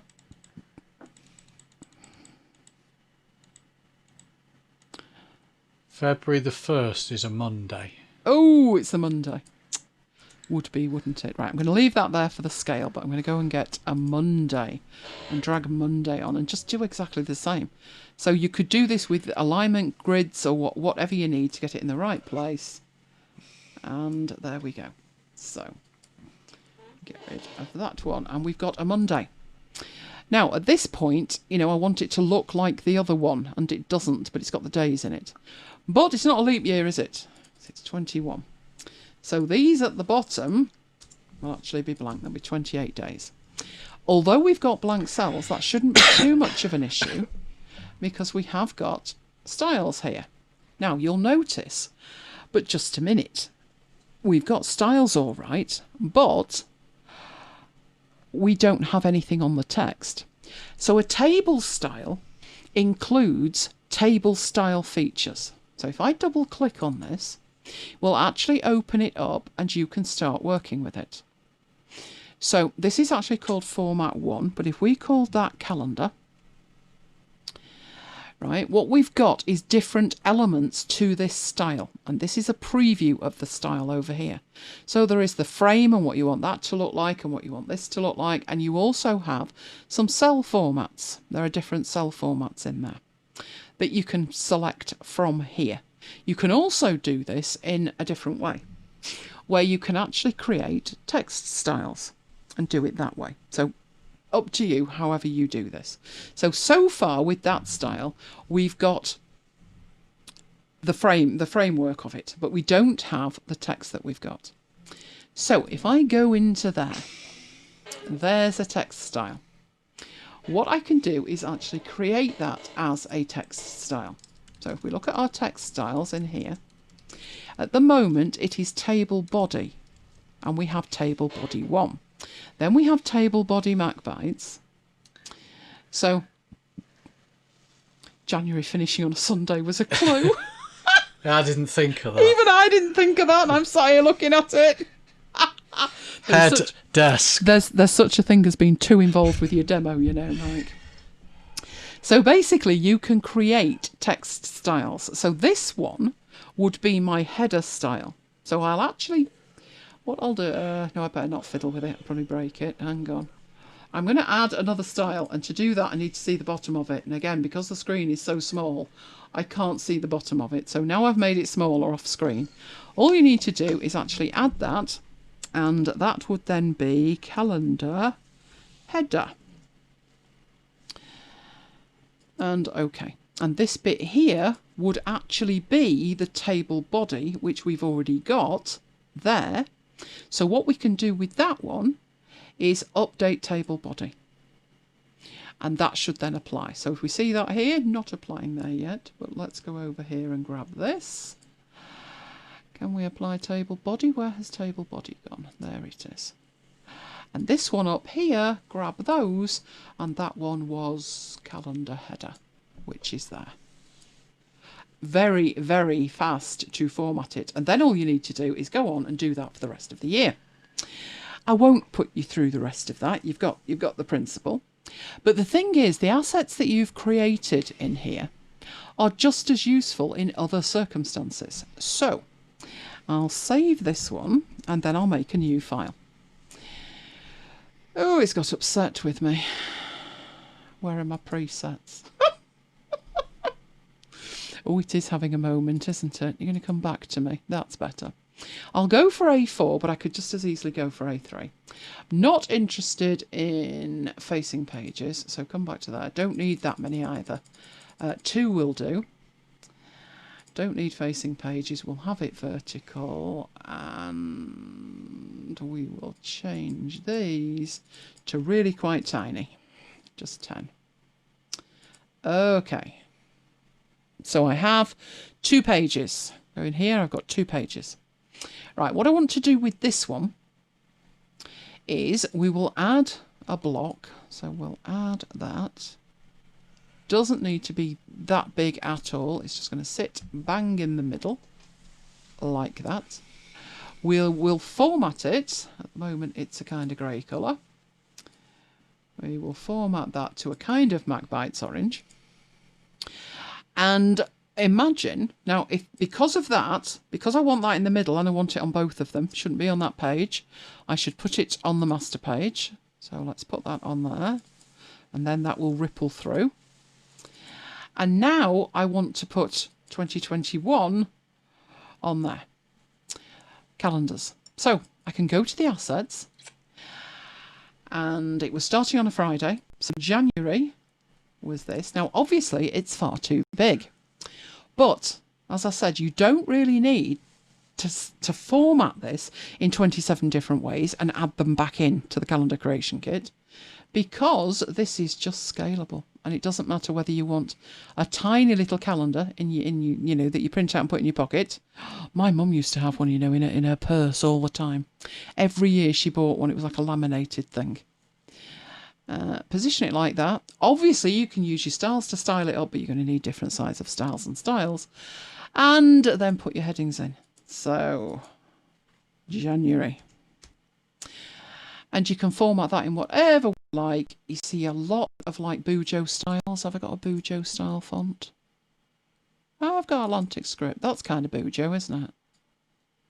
There we go. And then literally all you need to do is to copy that down. So you've got your next one. How would that line up? Oh, I might get 4 on there. Don't know. Depends on the size. But all I would need to do with that is actually change it. So February. And we've already established it's a Monday, because Peter is way ahead of us. The rest of us are asleep. But Peter is way ahead of us. So it's a Monday. So I can drag this down, put it just on top of there, and just use that inner handle to scale it so it matches. Then on my layers panel, which is there, that's the one that's selected. Which one do I need to delete? Crying out loud. That one. Right, there we go. And rinse and repeat. But the thing is, you don't have to recreate these tables.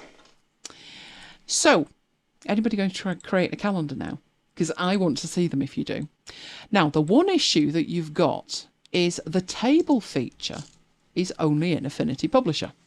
So if you happen to be in Affinity Designer, so let's run Affinity Designer. Round icons. Lovely Biggles update. Are you thinking of opening any time? So any time will do. Crying out loud. Oh, Debbie's going to do it. Excellent. Can't wait to see them. Right. No, it's trying. It's trying, but maybe it's tired. Oh dear. The icon's on the dock. But I'm not seeing much. Did something move then? Oh, I think I've... Oh, here we go. Excellent. About time. Right.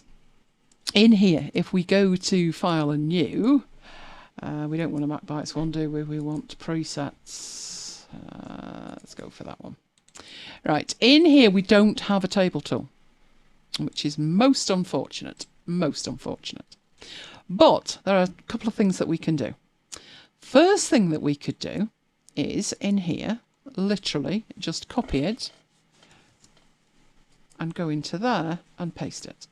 Now, sometimes if you were doing that with other applications, you'd find you'd got a graphic of it. But in here, no. The whole thing is editable. Although we don't have a table tool, it's an editable table. So as long as you can create it in Publisher and get it in here, then you can go and edit it. Debbie's going to do it on a 2-page spread. Excellent. Right, so that's one way to get the stuff in here. But that means a lot of copying around and pasting, etc. Now, if somebody doesn't have Publisher, then they can't copy and paste from Publisher, can they? So here's the second way to do it. Let's lose that and let's go back in here. What you can do in here, and when I've got this headings thing, this was what I was meaning by headings. So I could select these and then add those as well. So add from selection, we've got January and there's February, and add from selection and add that in. So just make sure you've got all of them in any kind of style that you want, and any other adornments, you know, flourishes that you want to add, you can add that on into this as well. And I've called this asset collection calendar creation kit. When I go up here, I have the ability to export the assets. I'm going to put that on my desktop, whether it likes it or not, and most of the time, as you can see, it doesn't. So this is the calendar creation kit. Obviously, it's not fully complete, but there's enough to show the principle. Because what you can do, all the Affinity apps share a common file format. So what I can do in the Assets panel is go up to Import Assets, and even though they were saved out of Affinity Publisher, we can grab hold of them because you can see I have an app set up to do this and it annoys me on a regular basis. I don't know why I don't stop it. Right, we've got the calendar creation kit. It's AF assets. It's Affinity assets. It's not Publisher assets or any other kind of assets. It's Affinity assets. So we can open that. And now inside Designer, so let's delete that one. Inside Designer, we've got access to everything that we created inside Publisher. And it's all editable. And you've got features like the tables that you didn't even have before because you don't have that option within Designer. But you've just created a calendar creation kit, which means you can even take it into photo if you want. So if you wanted to do photo calendars where you've got a kind of image behind that and that's on it in like white or something, and you want to do it in photo because you've edited the photo in Photos, you can do that as well because that kit will also transfer to Affinity Photo. Only thing I will say with that is the usual caveat, which is, as yet, Affinity have not built in some kind of back-end server cloud thing for you to save your assets to. So those assets are local at the moment. Just make yourself a folder in one of your preferred clouds, and as soon as you're happy with it, export it, save it up there. That is exactly what I do. I use Dropbox, but that's only because I've got the space on Dropbox. If you make any changes to it, as soon as you made your changes, export it. I mean, I do that with anything, any application that has configuration options, like Audio Hijack, which we did the other day, didn't we? Yeah. Literally at the point of, okay, we've just built this amazingly complex configuration setting in Audio Hijack, and my first job was to export it and put it in Dropbox, which was just as well, because then the machine decided that, you know, I've had enough now. So I did manage to save that just in time. But what you create in Publisher or what you get somebody else to create in Publisher can be just as easily used in any of the other apps. One thing I think I would do, let's go in here and have a look. Yeah, it's got all of the features. So one thing you could add to this in Publisher is you could create a table that's blank.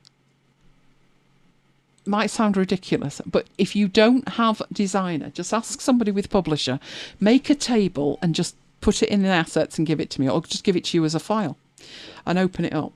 And that way you add a table feature to Affinity Designer. Simple as that. It doesn't give you the ability to have a tool over here to draw it with, but it does in essence, if you can imagine having a blank one. In fact, could we write it back from here? Right, there is a blank table. If you wanted that to be 7 days with Monday, Tuesday, Wednesday at the top, and then time slots, you'd need another column. So let's imagine that your friend with Publisher has added a blank one. So if we go in here and we add from selection. Good night, Pete. We've got our blank table down here. So if we delete this one and then decide that what we do want to bring in is a weekly one. So we bring in the table and we go up to there and we have, we don't have that, that was a tab, there we go. We have Monday, Tuesday, Wednesday, Thursday, Friday, Saturday and Sunday. We need another column because we've got nowhere to put the times. The times would need to be in Monday. So if we insert a column and then drag that back to where it needs to be. Not there. Come on. Oh, you're very awkward. You are very awkward. Why can I not move that? I think you've got to get it just at the right spot. I would have thought doing that did it. Tell you what, let's just move them. Never mind. Let's stick it there. There we go. Right, that's going to be your time slot. So I don't know about you, but I don't get going before 12. Then I work nights. So put the times in there and so forth. And you have got yourself then an editable table tool inside Designer, even though it doesn't have one. All you need is a file with a table in from Publisher and you're good to go. Would it work storing the asset pack on a NAS drive? Yep, absolutely, Peter. It just needs to be somewhere that you've got it in the event that your hard drive crashes and burns. If this died on me now, I haven't got it saved anywhere other than my desktop. Luckily for me, my desktop is on iCloud, and even if I deleted it from iCloud, I get 30 days to get it back from iCloud. Not that I would trust iCloud as far as I could throw it, but that's not the point. So anywhere that it's just not on your machine and it's backed up. If you do lose stuff like that, you could actually rebuild it from the files that you've created, but it's better just to have them backed up. But yeah, a calendar creation kit that even works. I did put in the thing, but Kim's not with us. A dirty hack, hacking it back to Designer, because Designer just doesn't have that. I can understand up to a point why they don't put tables in Designer, but I actually think it would be a really good addition. But of course, the other way to work on it, if you wanted to do some, now this does tend to work one way, but if let's get rid of that. So Designer's there, it's open, but we're in here and we want to design a logo. You do have Studio Link, which is the 3 icons at the top. There are 3 personas in Publisher. There's the Publisher persona, there's the Designer persona, and the Photo persona. And you can just switch into Designer. So instead of, you saw how long it took Designer to start up. Instead of using Designer, you switch persona within Publisher, and it takes a fraction of a second. The weird thing is, that works better in Publisher going to Designer and Photo. If you look at Designer, so this is actually Designer. Come on you come. It doesn't have 3 icons. There's only Publisher that has Studio Link. What this one's got is Designer persona, which is Draw persona. It has Pixel persona and it has Export persona. But it doesn't have the ability to flick backwards and forwards between the others in the same way. If you've ever seen something from here, you will have Edit in Photo, Edit in Publisher, but that is not Studio Link. True Studio Link is inside here, where you can switch into photo mode if you want. And what you're now editing in is photo. It's all of the photo tools, but it's the same file format. And then when you've finished, you can go back to Publisher and carry on. Publisher's just the absolute best. Pretty much, if I'm doing designs for posters and things, then I will use Designer because I've got templates and export personas all set up. But most of the time it's in Publisher, and then I bring in Designer and Photo when I want to use it. So did you like that one? I see Debbie got lots of claps there. Lots of claps. You like that one? All right, what's it gone? Here we go. We were there, I think. I think we were there. Yay! Right. Well, we'll be back next week. Same time, same place. I reckon Jonathan went hours ago. I think that's worth 2 points to me if I do say so myself. But I won't declare just yet. Not just yet. We love you guys. If you love us, can you give us a like? It really makes a difference with YouTube. You can also get more information on everything that we do on elainegiles.com/VIP. And if you're not subscribed to the MacBites list, you might want to contemplate that for December, giving you an early warning. We do an Advent special on MacBites. It's an Advent calendar, 24 days of freebies and all kinds of stuff. We've done it now for what? 8 years? Is this our 8th year? Like I think it's the 8th year we've done it. So it's discounts, it's freebies, it's all kinds of stuff. And it only goes out to the MacBites list. We're also on Slack, carrying on the conversation. So if you want to join us, it's macbites.co.uk/Slack. And we'll be on all week on FM as well, with Marooned, obviously. But at the moment, all be quiet as a mouse. I need to go over here and I need to do that. And do that. And before he wakes up, are you going to call it for me, Mike? Yeah. Points to I me. think it's pretty obvious tonight.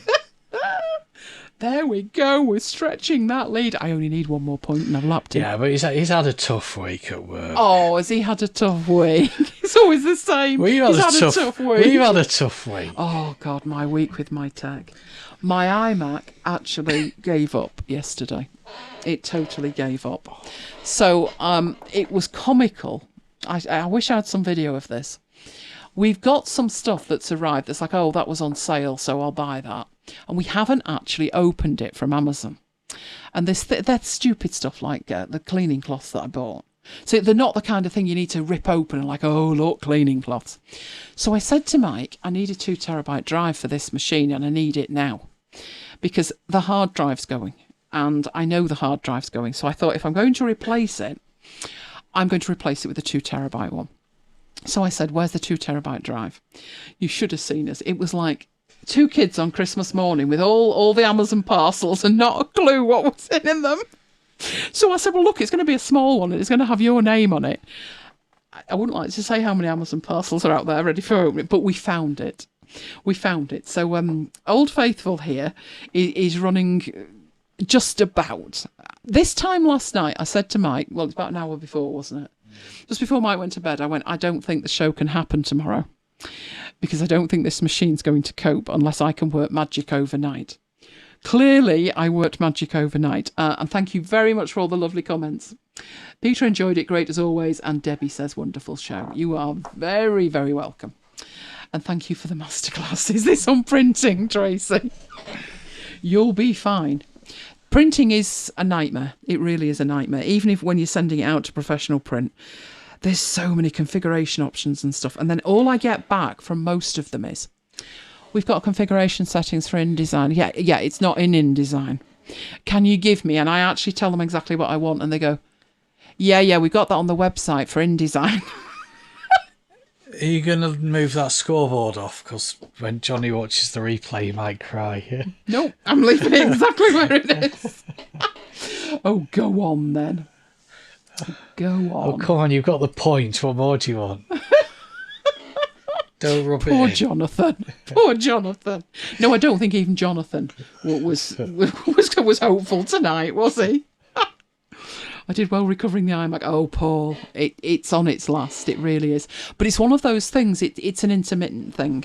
And I think you also have to... I remember mentioning that the first time I had a Mac and the fans came on, I nearly jumped out my skin. Like, what's that noise? You don't know anything. But having lived and breathed Mac for 14 years, literally 18 hours a day, I can just feel it. And I said to Mike about 4 months ago, no, probably about 6 months ago, didn't I?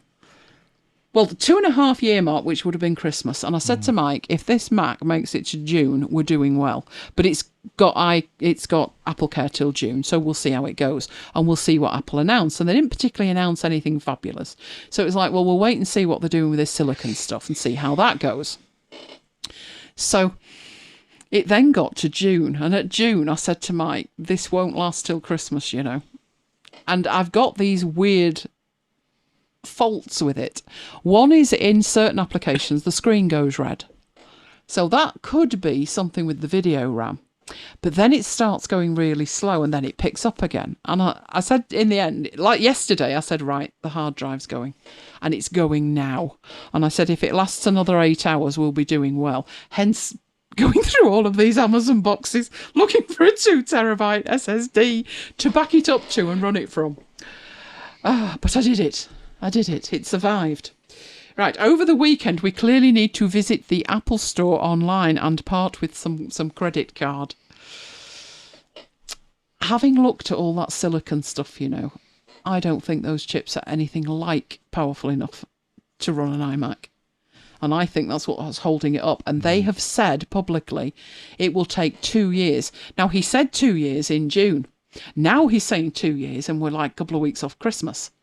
So probably Q4 2022 is when the decent ones will come out. To coincide with the end of lockdown. No, that's 2023. No, today's a good day. Today's a good day. We got rid of Dominic Cummings. Oh, yeah. You see, at least, I don't like to mention the politics thing, but whatever you think about Donald Trump, technically speaking, he got more electoral college votes than Hillary Clinton did. Dominic Cummings was never voted in.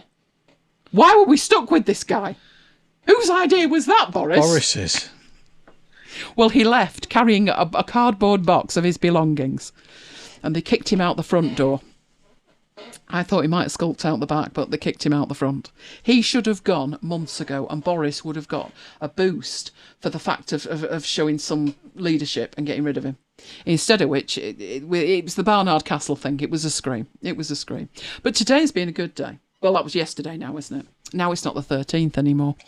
No. But you did get to see the cats. The Friday the 13th cats in Affinity. Did you not know that, Mike? No. Oh, it's so cute. Felt like an Easter egg.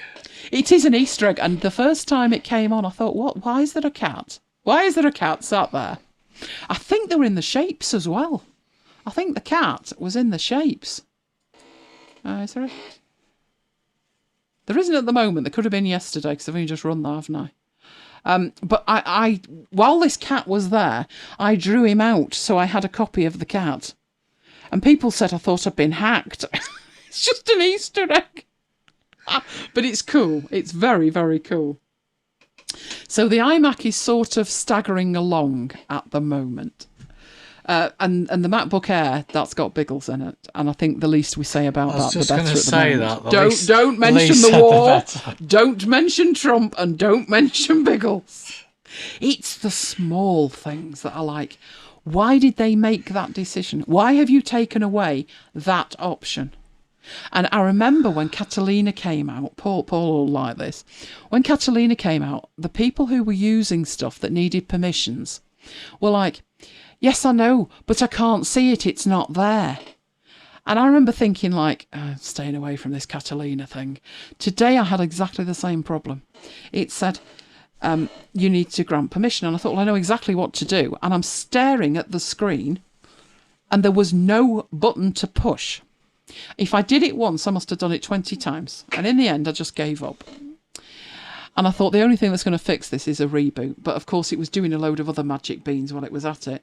So eventually I rebooted it and I finally got some of the stuff, the permissions it needed. But it's the other stuff that annoys me. It's the little stuff like the clock and the date and stuff like that. And notifications. It's still bonging, isn't it, if I touch the wrong key, which I don't like. So I think tomorrow will be spent ripping the stuff out of Biggles that I don't like. I could be a while. But hopefully we'll be back at 7 o'clock, ready for Marooned. If not, you'll know the machine died a death, or I did, one or the other.